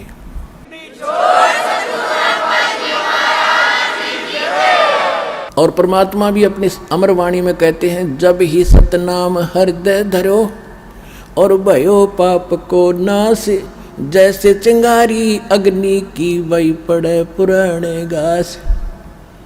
यजुर्वेद अध्याय नंबर 8 के श्लोक नंबर 13 में भी स्पष्ट किया है कि परमात्मा घोर पाप का भी नाश कर सकता है, घोर अपराध को भी अपने भगत के पाप का नाश कर देता है, खत्म कर देता है, अपराध का नाश कर देता है, समाप्त कर देता है। उसके बाद परमात्मा उस स्थान पर पहुंचे जहाँ ये काल विशेष सतर्क रहता है। उस स्थान पर आसपास किसी जीव की जान की हिम्मत नहीं, जो 11वां द्वार है। अभी तक 10वां द्वार इसका ऊपर गाटा जोड़ रखा था। और एक जम्मू के अंदर है रांजड़ी में मधु परमहंस फौजी, उसका कितने 11वां को द्वार का पता लग गया किसी वाणी में कबीर साहिब की। वो ने छाती को टैग, मैंने सबसे अंतिम वस्तु मिल गई, आज तक किसी को नहीं पता 11वां द्वार बता, यही बात है, हल्दी की गांठ से पंसारी बन जाता है कभी।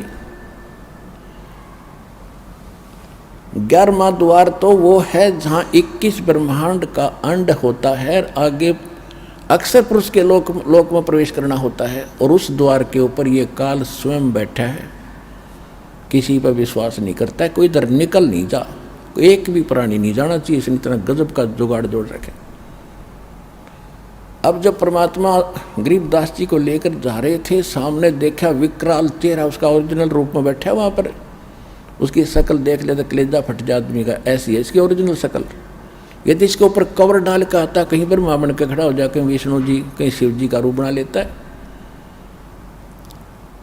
तो गरीबदास जी ने देखा कि सामने एक भूत सा बैठा है, लंबे लंबे दांत, ओछा माथा, और उसने भी देखा ये कौन आ रहे हैं, वो भी उकसा। तो परमात्मा ने कहा, बेटा ये 21 ब्रह्मांड का काल मालिक है, ये काल है, और ब्रह्मा विष्णु महेश का बाप है। अब इसने ये द्वार है ना, ये रोक रखा है, यहाँ से किसी को नहीं जाने देता, यहाँ स्वयं बैठता आकर के।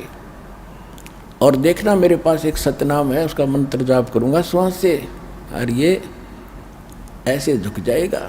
जैसे फनपति मंत्र सुन रखे फण सकोरे, ऐसे बीरा मेरे सतनाम से ये काल लवे मुँह मोड़े।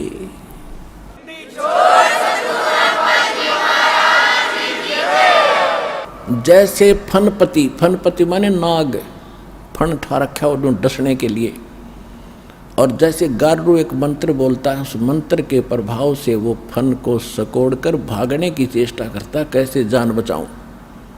तो परमात्मा कहते जैसे फनपति मंत्र सुन रखे फन सकोड़, यानी इकट्ठा कर लेता है, ऐसे बीरा मेरे उस सतनाम से, ओरिजिनल नाम से, यू काल लवे मुँह मोड़, ये भी ऐसे झुक जाता है। जब परमात्मा ने कहा कि देखना बेटा मैं सतनाम का जाप करता हूँ और देखना इसकी हालत क्या होगी, कहते ऐसे उठ रहा था और माल परमात्मा ने स्मरण किया, एकदम ऐसे झुक गया कति, तो उससे रास्ता साफ हो जाता है, इसके हटता नहीं वहाँ से, सब दुष्ट है, उड़े बैठे बैठे न मुड़ गया। कहते इसके सिर पे पैर रख के दोनों जने कहा जा बेटा इसके ऊपर गए, और जब आगे 11वां द्वार पार किया। ये यहाँ बनाओ बात तो समाधि ला के मूर्ख बना रखे, ये कहाँ जाएंगे, 10वां द्वार पार नहीं कर सकते ये लोग। कहते ब्रह्मेंद्र के घाट को खोले तो कोई एक द्वारे से फिर जाते, ऐसे बहुत अनेक। अब जो 11वां द्वार पार करके अक्षर पुरुष के लोक में प्रवेश होते हैं, वो 7 संग ब्रह्मांड का लोक है, उसका स्थान है, और उससे पार करने के लिए हमने उसका टैक्स देना पड़ता है। उसके लिए जो सतनाम के अंदर 2 अक्षर हैं, एक तो ब्रह्म का, इसका टैक्स दे देंगे, जो इसका कर्जा यहाँ उतार देंगे, दूसरे मंत्र का फिर वहाँ देते हैं। अब वहाँ पर भी सारी व्यवस्था दिखाई, सरपुरुष और सब दिखाया भगवान ने, फिर उसमें पार किया, 12वें द्वार को पार करके फिर भंवर गुफा से निकलकर वो सतलोक आता है। जैसे गरीबदास जी कहते हैं, 12 दर महल मठ बोरे बहुर ना दे धरेरे। तो वहां जाकर देखा परमात्मा ने, नीचे से तो गए थे जिंदा महात्मा के रूप में, दूसरे रूप में बैठे हैं एक सिंहासन के ऊपर, जिसके एक रोमकूप में करोड़ सूर्य मिला दे, करोड़ चंद्रमा, इतनी रोशनी एक बाल में, शरीर के रोम में। उधर से जिंदा महात्मा ने वहां से एक चंवर उठाया और परमात्मा के सिंहासन पर बैठे भगवान के ऊपर चौर करने लगे। तो गरीबदास जी ने सोचा, अपने मन में विचार किया कि भगवान तो ये है जो मुकुटधारी बैठा है, कितना सुंदर शरीर है, ओहो यहाँ का कैसा सुंदर लोक है, कैसे सुंदर बाग बगीचे, झरने बह रहे हैं, कहीं फुहार गिर रही हैं, बिन बादल के वर्षा हो रही है। इतने में क्या हुआ कि सिंहासन पर बैठे भगवान खड़े हुए, एक गुम्बज के अंदर बैठे, गुम्बज बहुत बड़ा गुम्बज है, विशाल सफ़ेद गुम्बज है, और वो महात्मा रूप में जो परमात्मा कबीर जी थे वो बैठे सिंहासन पर, और वो नूरी शरीर वाले परमात्मा उस जिंदा महात्मा के ऊपर चंवर करने लगे, जैसे सेवक किया कर अपने गुरुदेव पे। तो गरीबदास जी ने सोचा, भाई बाबा जी भगवान है या ये परमात्मा है। इतने में तेजो में शरीर उस जिंदा जो नीचे से गए थे जिस रूप में मालिक, उसमें समा गए, और इतना नूर हो गया उस बॉडी का बहुत घना, और चंवर अपने आप घूम रहा है। जब गरीबदास जी ने चरण पकड़े, है परमात्मा, ओए हाय आप ही भगवान हो।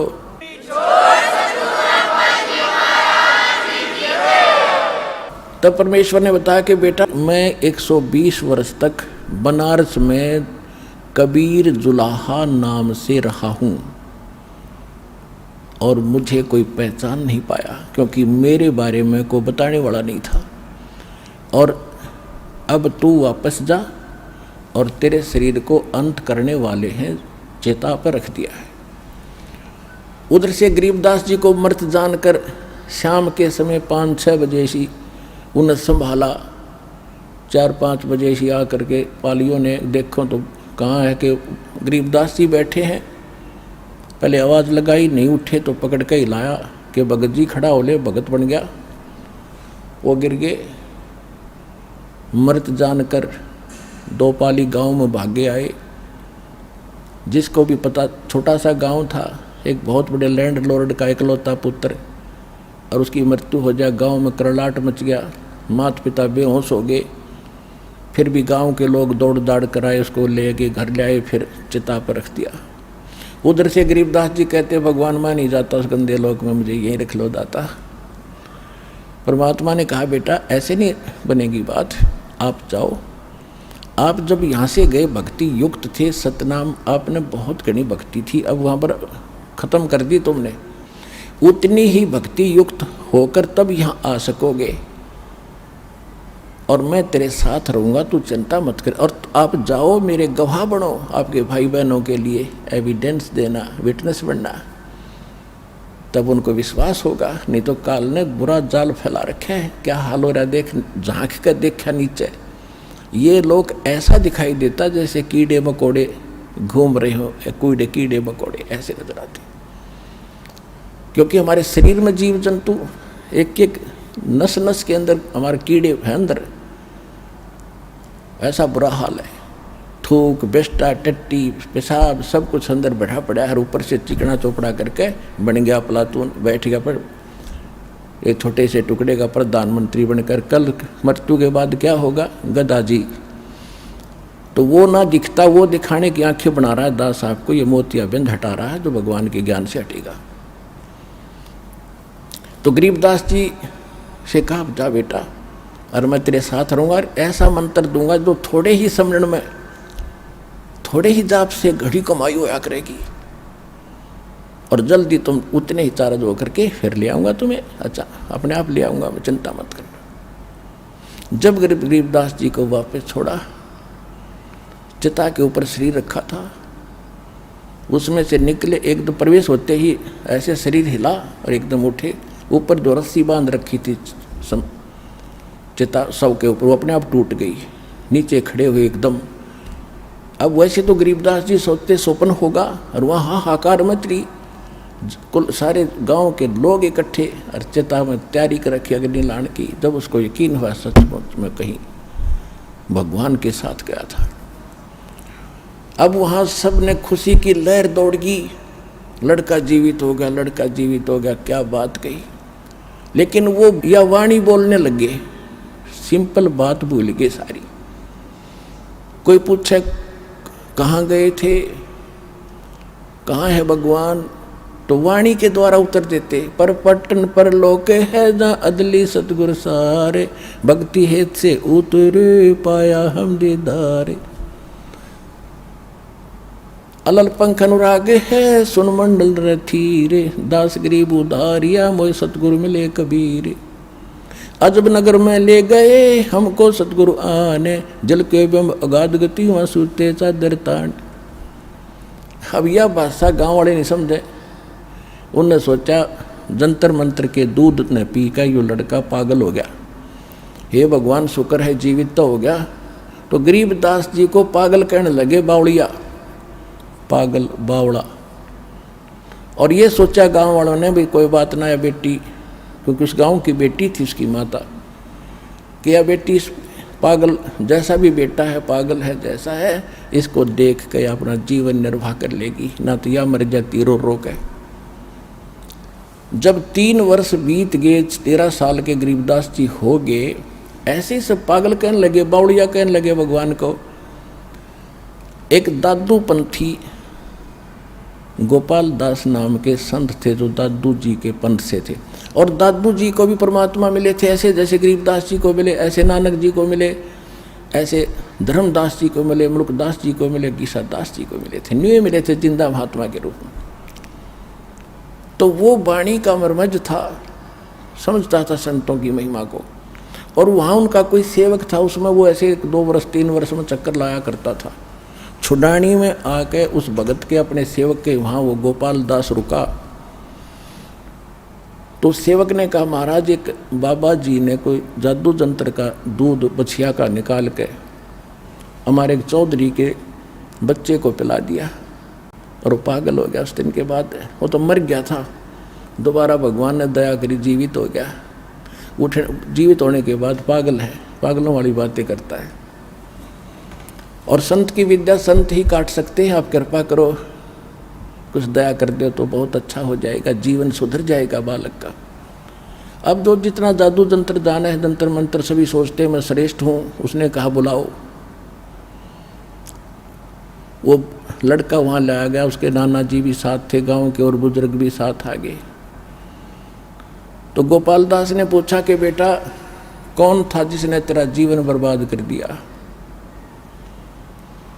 तब गरीबदास ने कहा कि बाबा जी, गोपाल दास जी, मेरा जीवन बर्बाद नहीं आबाद कर दिया। हम सुल्तानी नानक तारे दादू को उपदेश दिया, जात जुलाहा भेद न पाया वो काशी महे कबीर हुआ। होय होय कि मेरा उद्धार किया। अब्राहिम सुल्तान अदम मुसलमान बादशाह को वही मिले थे, नानक जी को बेई नदी पर वही मिले थे जिंदा महात्मा के रूप में, और दादू जी को भी वही मिले थे, और मेरा भी कल्याण उसी ने किया।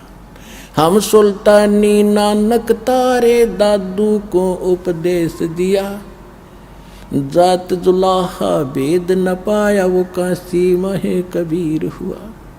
अनंत कोट ब्रह्मांड का एक रति नहीं भारे, सतगुरु पुरुष कबीर हैं ये कुल के सर्जनहारे।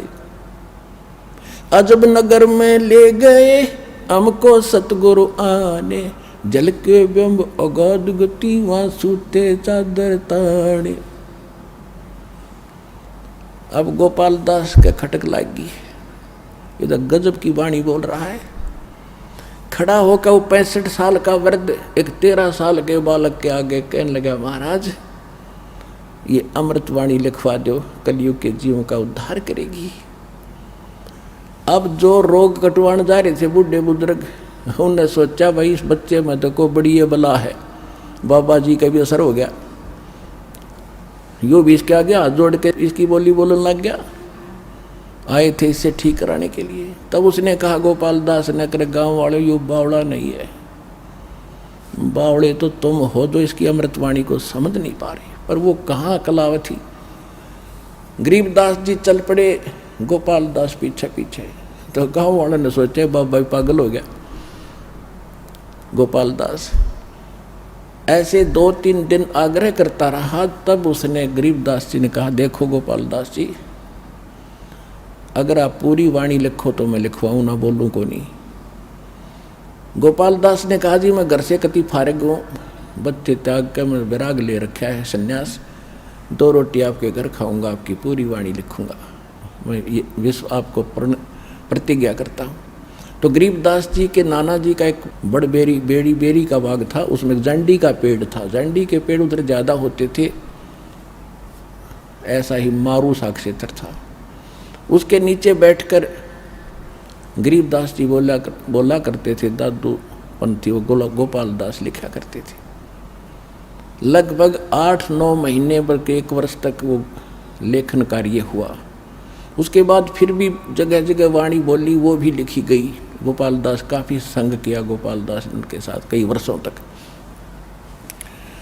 तो वो वाणी जो लिखी गई हस्तलिखित आज प्रिंट हो चुकी है, जिसका हम पाठ करते हैं, जिसका भी भोग लगा भगवान की वाणी को।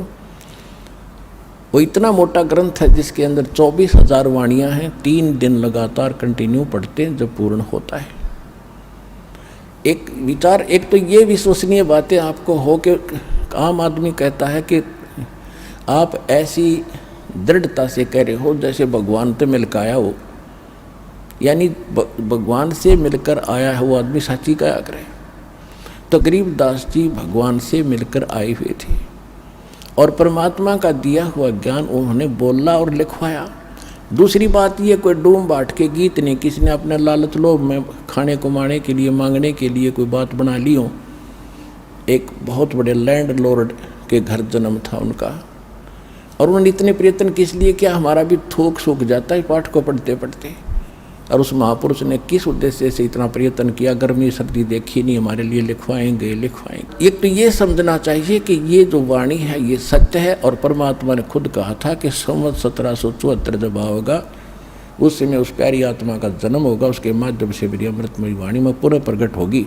और उस वाणी को फिर ना गरीबदास पंथ वाले समझ सकेंगे। इस दास ने खूब बेरा है गरीबदास पंथ में, बहुत दिन रहा हूँ, सन 1988 से लेकर 1994 तक तो उन्हीं के अंदर घूमा। उसके बाद पता चला उनको कख भी पता नहीं, ना उनके मंत्र ठीक, ना उनका ज्ञान ठीक। कबीर साहब को, गरीबदास जी को विष्णु अवतार मानते वो लोग। ओम नमो भगवते वासुदेव ये मंत्र देते हैं, और सभी जितनी पूजा है सभी करते हैं। केवल मेरे पूज्य गुरुदेव जी के पास ये ज्ञान और ये मंत्र थे पूरे गरीबदास पंथ में। उन्होंने भी मुझ दास के अतिरिक्त अपने अनुयायियों को भी किसी को ये ज्ञान और ये भक्ति और ये मंत्र नहीं दिया था। ये ऐसा नियम है।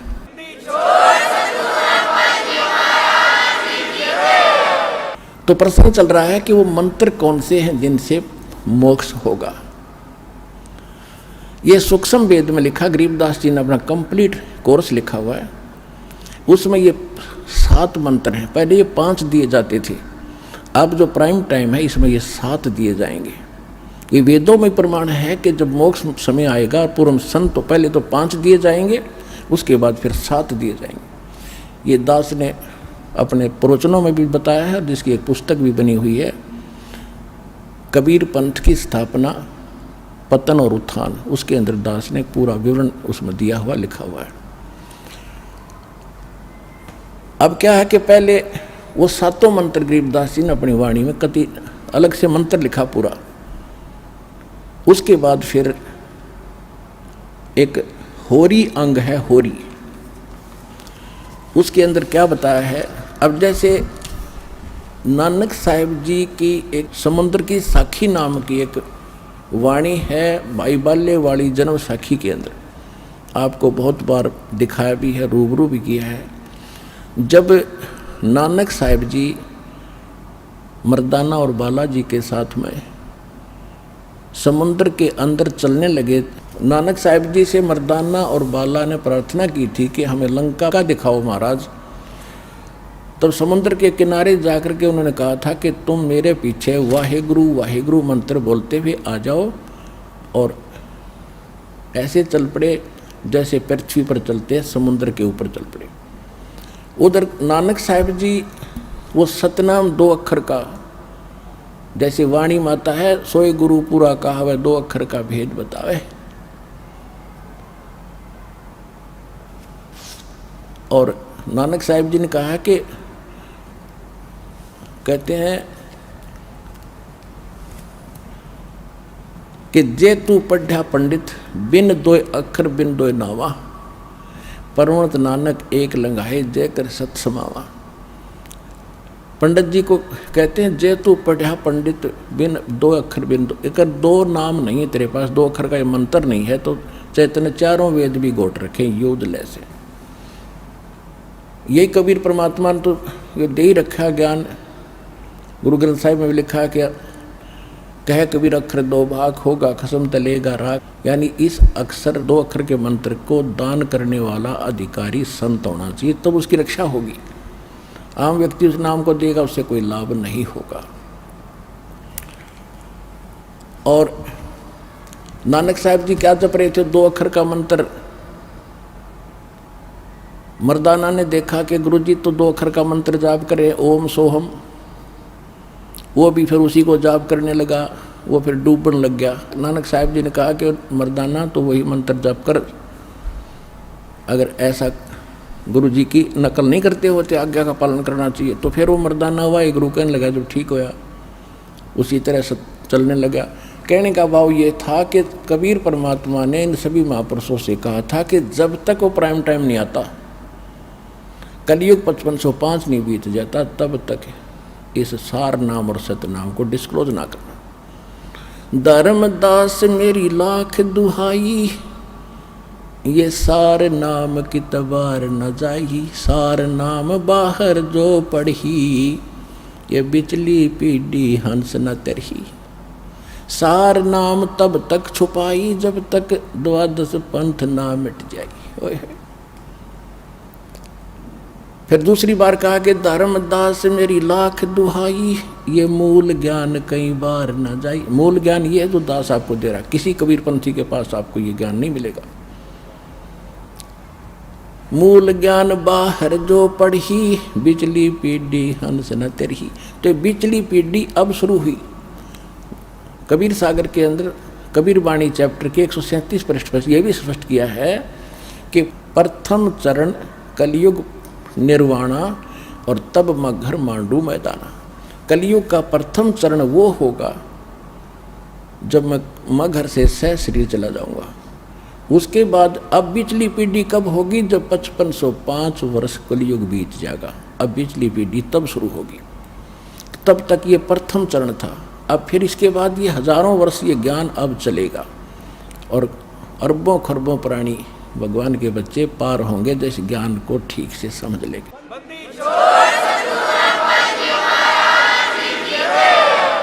उसके बाद फिर ये भक्ति नाश हो जाएगी, कृतघ्नी प्राणी हो जाएंगे, मांसाहारी हो जाएंगे, कलयुग के एंड में तो बुरा हाल हो जाएगा। अब फिर पुनः सतयुग जैसा माहौल होगा, पूरी पृथ्वी पर वातावरण चेंज होगा, सुंदर बाग बगीचे, उसी तरह सुंदर आहार शुरू होगा। अच्छे ये परमात्मा देगा, परमात्मा की तरफ से आएंगे, सारा कुछ देखना कैसे होगा आप सोच भी नहीं सकोगे ये क्या हो रहा है।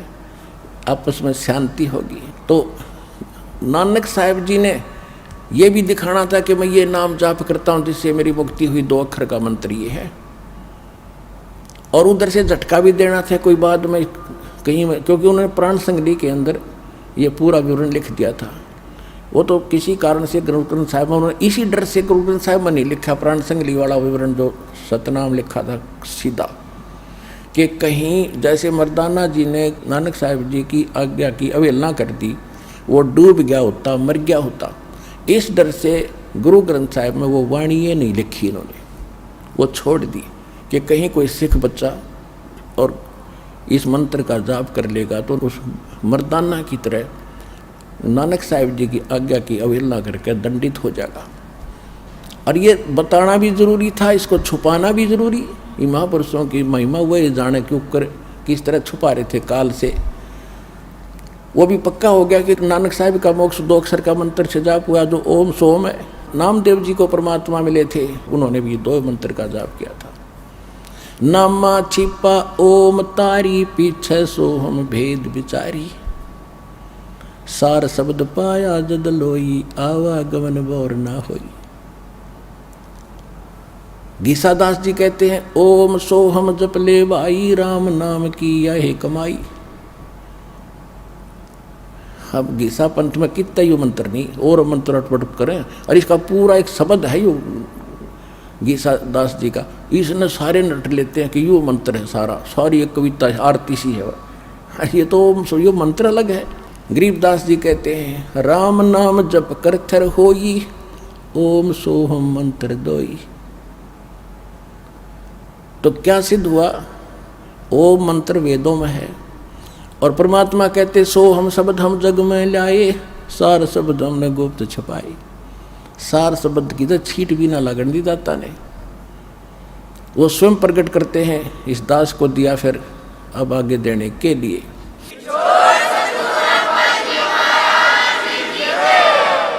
ऋग्वेद मंडल नंबर 9 और सूक्त 95 के मंत्र नंबर 2 में यही स्पष्ट किया है कि परमात्मा स्वयं आता है अपने मुख कमल से वाणी बोलकर, यानी भक्ति की प्रेरणा प्रेरित करता है, यानी भक्ति के लिए प्रेरणा वही करता है प्राणियों को, और वो मोक्ष मार्ग के गुप्त मंत्रों का आविष्कार करता है। असली मंत्रों का, रियल मंत्रों का आविष्कार करके हमें बताता है। और परमात्मा खुद कहते हैं सोहम शब्द हम जग में लाए, सार शब्द हमने गुप्त छुपाए। ये सोम शब्द किसी ग्रंथ में नहीं मिलेगा जो वेद और गीता, बाकी के चाहे कबीर साहब से सुनकर किसी ने किताब में समावेश कर भी लिया हो, ये हमें मूल ग्रंथ। और सार शब्द गुप्त है, अभी तक इस दास के अतिरिक्त किसी को देना ही नहीं था, परमात्मा किसी महापुरुष ने किसी को दिया। अब गरीबदास जी क्या बताते हैं, उस वाणी की थोड़ी सी झलक सुनाता हूं आपको। कहते हैं मन मगन भये का सुन रासा, मन मगन भये का सुन रासा। ये इंद्री प्रकृति परेरे, डाल चलो तिरगुण पासा। सफम सफा हो मिलो नूर में, काम क्रोध का करे नासा। यो तन खाक मिलेगा भाई, क्या पैरे मुल मुल खासा। पिंड ब्रह्मांड कुछ स्थिर नहीं रे, गगन मंडल में करवासा। चिंता चेरी दूर परेरी, काट चलो जम का फांसा। मान बढ़ाई जमपुर जाई, होए रहो दासन दासा। गरीब दास पद अरस अनाहद, ओम सोहम जप श्वासा।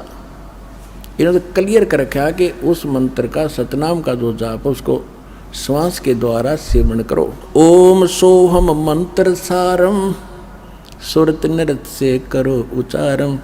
ओम सोहम मंत्र जपिए, योग युगतिया धूनी तपिए। कहते ये है तेरी तपस्या, इस मंत्र का जाप कर, मन भागे इसने डांटे।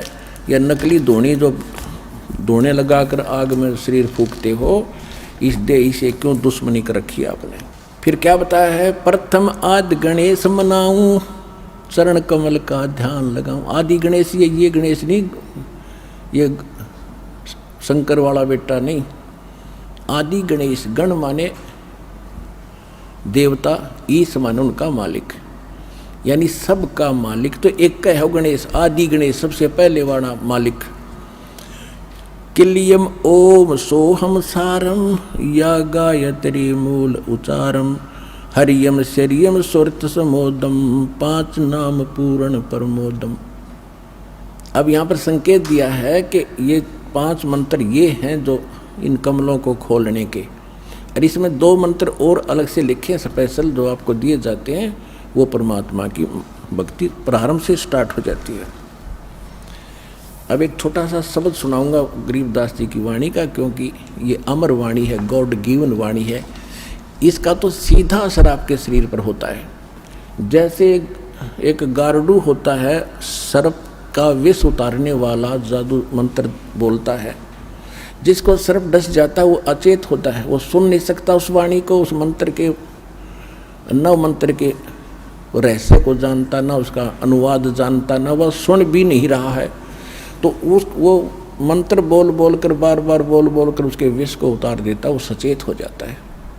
इसी प्रकार हमारे अंतःकरण के अंदर इस काल के विकारों का ऐसा जहर चढ़ गया, विष चढ़ा हुआ, हम आत्मा अचेत है, बस यहीं तक सीमित है इसी जोड़ जुगाड़ में। और इस वाणी से आपके ऊपर तो वो गारडू की तरह से ना भी समझते आप इस वाणी को, और आप इस समर्थ यानी दास अधिकारी है उस परमात्मा का, इसके मुख से जो निकला वचन है वो पूरा असर करेगा। अब वो चाहे किसी डीवीडी में भर दिया है, वो भी आगे बोलेगा, उतना ही काम करेगा। वचन में बहुत बड़ी पावर होती है। अब क्या कहते हैं, मन राजा खेलन चला रंग होरी हो। गरीबदास जी को जैसे हमारे हरियाणा के अंदर वैसे हिंदू लोग तकरीबन होली खेलते, होली उनकी होली खेलने का तरीका दूसरे टाइप का है। जैसे कोई रंग छिड़क रहा है, कोई कोरडे मार रहा है, कोई गौरा मार रहा है, बुरा हाल। कहते परमात्मा गरीबदास जी के पास गए तो कहने लगे आजा महाराज होली खेलेंगे। तो गरीबदास जी ने कहा भाई हम यह होली नहीं खेला करते, अभी इसमें हमारी रुचि नहीं है, हम भगवान से होली खेलते हैं, राम नाम की होली खेलते हैं। मन राजा खेलन चला रंग होरी हो, पर पट्टन की सैल राम रंग होरी हो। भाई पाव नटक पपी हिलक रंग होरी हो, जावा महल कबीर का रंग होरी हो। पानी पवन की गम नहीं रंग होरी हो, जहाँ चंद सूरज ना जाही राम रंग होरी हो। 4 वेद पंडित पढ़ा रंग होरी हो, ये 52 अक्षर लेख राम रंग होरी हो। वो अक्षर या मैं नहीं रंग होरी हो, वो रह शेष के शीश राम रंग होरी हो। यो कागज कलम कलेस है रंग होरी हो, भाई स्याही का नहीं काम राम रंग होरी हो। देह माहे विदेह है रंग होरी हो, बिन ही रसना नाम राम रंग होरी हो। तारंग मंत्र लीजियो रंग होरी हो, ओम सोहम नाद राम रंग होरी हो। कहते वो पार करने वाला तारंग मंत्र हमारे पास है, वो ले लो, इससे तुम्हारे घर में भी खुशी और परलोक भी खुशी।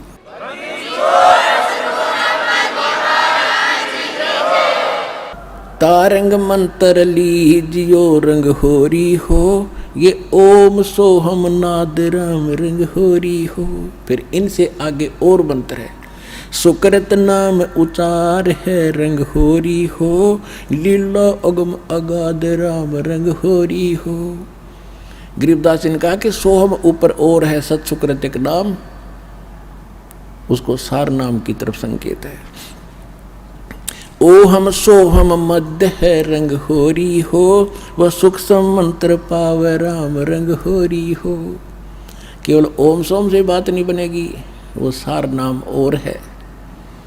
निर्गुण पद निर्वाण है रंग होरी हो, सुरत नृत धुन लावे राम रंग होरी हो।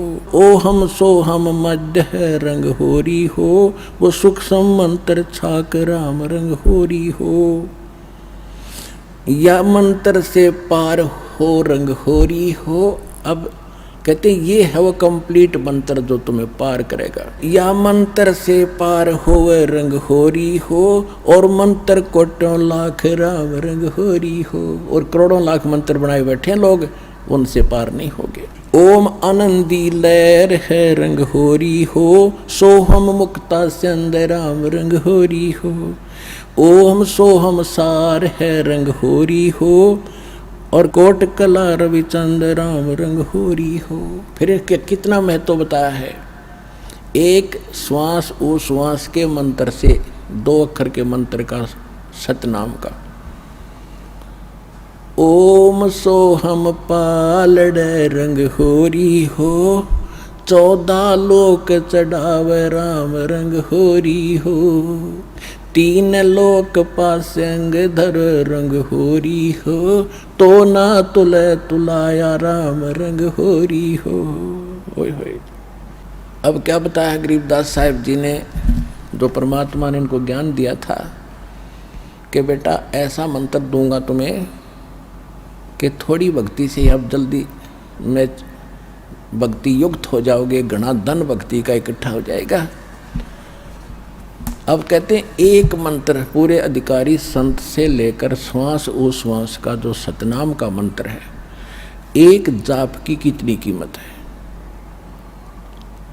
अब पासिंग, पहले पासिंग समझाऊं। पासिंग क्या होता था, क्योंकि वर्तमान के बच्चे ज़्यादा शिक्षा में लग गए हैं, इनको ज्ञान नहीं। ये पुराने समय की बोली वाणी है, 250-300 वर्ष पहले की। तो पासिंग होता था, जैसे पहले तराजू होते थे देसी, 2 पलड़े होते थे, एक बीच में डंडी, सिर्फ के सेंटर में एक डंड पकड़ने के लिए धागे से बांध लिया करते थे। हमारे दास का जन्म किसान जाट परिवार में हुआ, तो ये बनिए लोग हमारे घर से कणक लेने आते थे, कोई बाजरा ज्वार जैसे घर के बेचते थे फालतू कणक को। तो जब वो व्यापारी आता था, उसको सबसे पहले कहते थे कि लाला जी अपनी ताखड़ी तो चेक करा, तराजू तेरी चेक करा, कोई इसमें एरर तो नहीं है, पासिंग तो नहीं है, पासिंग। और उस एरर को ठीक करने के लिए जैसे कोई थोड़ी बहुत टेढ़ा मेढ़ा होता पलड़ा, तो वहीं से कणक जो तोली जाती थी, जैसे 50 मन गेहूँ तोलने हैं और उसमें तखड़ी में एरर है तराजू में, तो थोड़े से गेहूँ उठाकर दूसरे पलड़े में डाल देते, वह बैलेंस हो जाती। उसको पासिंग कहा करते। 4 दाने, 10-20 दाने जो कणक के होते, गेहूँ के या बाजरे के, जो तोलना होता था, उसको कहते पासिंग। और सौदा बाकी है तो सैकड़ों 50 मन गेहूँ फटाफट तोलने, वो है सौदा। तो और ये है पासिंग। तो क्या बताते हैं ओम सोहम पालड़ रंग होरी हो। एक तरफ तो ये एक मंत्र का जाप रख दो सतनाम का, इसको सतनाम कहते 2 अक्षर के मंत्र को, और दूसरी तरफ कहते 14 लोक चढ़ावे राम रंग होरी हो, और 3 लोक पासंग धरे रंग होरी हो। ये 3 लोक पृथ्वी, स्वर्ग और पाताल, जहाँ पर हम रह रहे, जैसे छोटे से टुकड़े का कोई मुख्यमंत्री बन गया, वो तुमने सोचा पता नहीं के बन गया तू बिना ज्ञान के, और कोई एक छोटे से टुकड़े का प्रधानमंत्री बन गया देश का, बस फूला नहीं समाता। परमात्मा कहते असली धन और असली सुख जो तुमने जहाँ जाना है, उसकी तुलना में, उस सुख की तुलना में, और जो मुक्ति मार्ग में बता रहा हूँ इसकी कितनी कीमत है। कहते 3 लोक, ये तीनों लोक तो सौदे में नहीं हमारे में, जैसे विष्णु का लोक, शिव जी का लोक, ब्रह्मा जी का लोक, दुर्गा जी का लोक, और ऊपर के महास्वर्ग एक जो ब्रह्म लोक के अंदर अन्य लोक, ये कुल मिलाकर 14 लोक हैं। कहते इनको एक पालड़े में रख दे और 3 लोक की तो गिनती है नहीं, ये तो 5 सिंह में समझ लो, और एक तरफ रख दो इस सतनाम के श्वास से मंत्र है इसका। जैसे एक परमात्मा भी कहते हैं कबीर साहब अपनी वाणी में, श्वास उश्वास में नाम जपो, व्यर्था श्वास मत खो, ना जाने इस श्वास को भाई आवण हो के न हो। कहता हूँ कई जात हूँ, कहूँ बजा के ढोले, श्वास जो खाली जात है यो 3 लोक का मोल। इब सिंपल भाषा में बता दिया भगवान ने। हमने तो ये पृथ्वी का थोड़ा सा टुकड़ा मिल जाए 2-4 किले ने सोचा कि रखे बन गए, तो इसलिए परमात्मा ने कहीं सिंपल वे से कभी विशेष ढंग से इनका वर्णन किया है। गरीबदास जी ने निर्णायक कहा है कि ओम सोहम पालड़ रंग होरी हो, और 14 लोक चढ़ावे राम रंग होरी हो, 3 लोक पासंग धरे रंग होरी हो, तो ना तुले तुलाया राम रंग होरी हो। और वो मंत्र आपको मिला। अब इस धन को संभाल के रखना, आप भी पार, आपका परिवार भी पार, 101 पीढ़ी पार हो जाएगी आपकी, ये विश्वास रखना।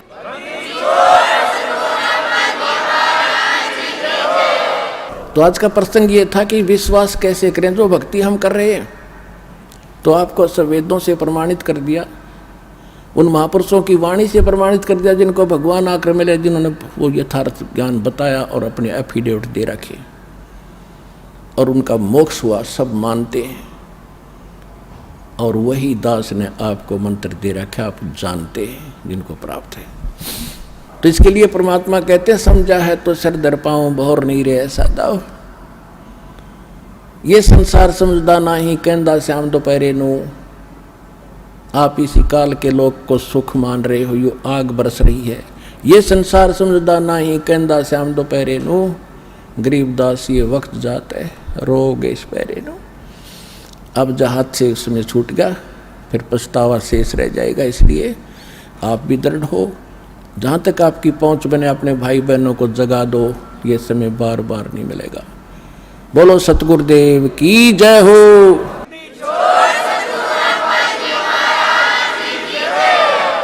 अब कुछ भक्तों के अनुभव सुनाएंगे, वो ध्यानपूर्वक सुने।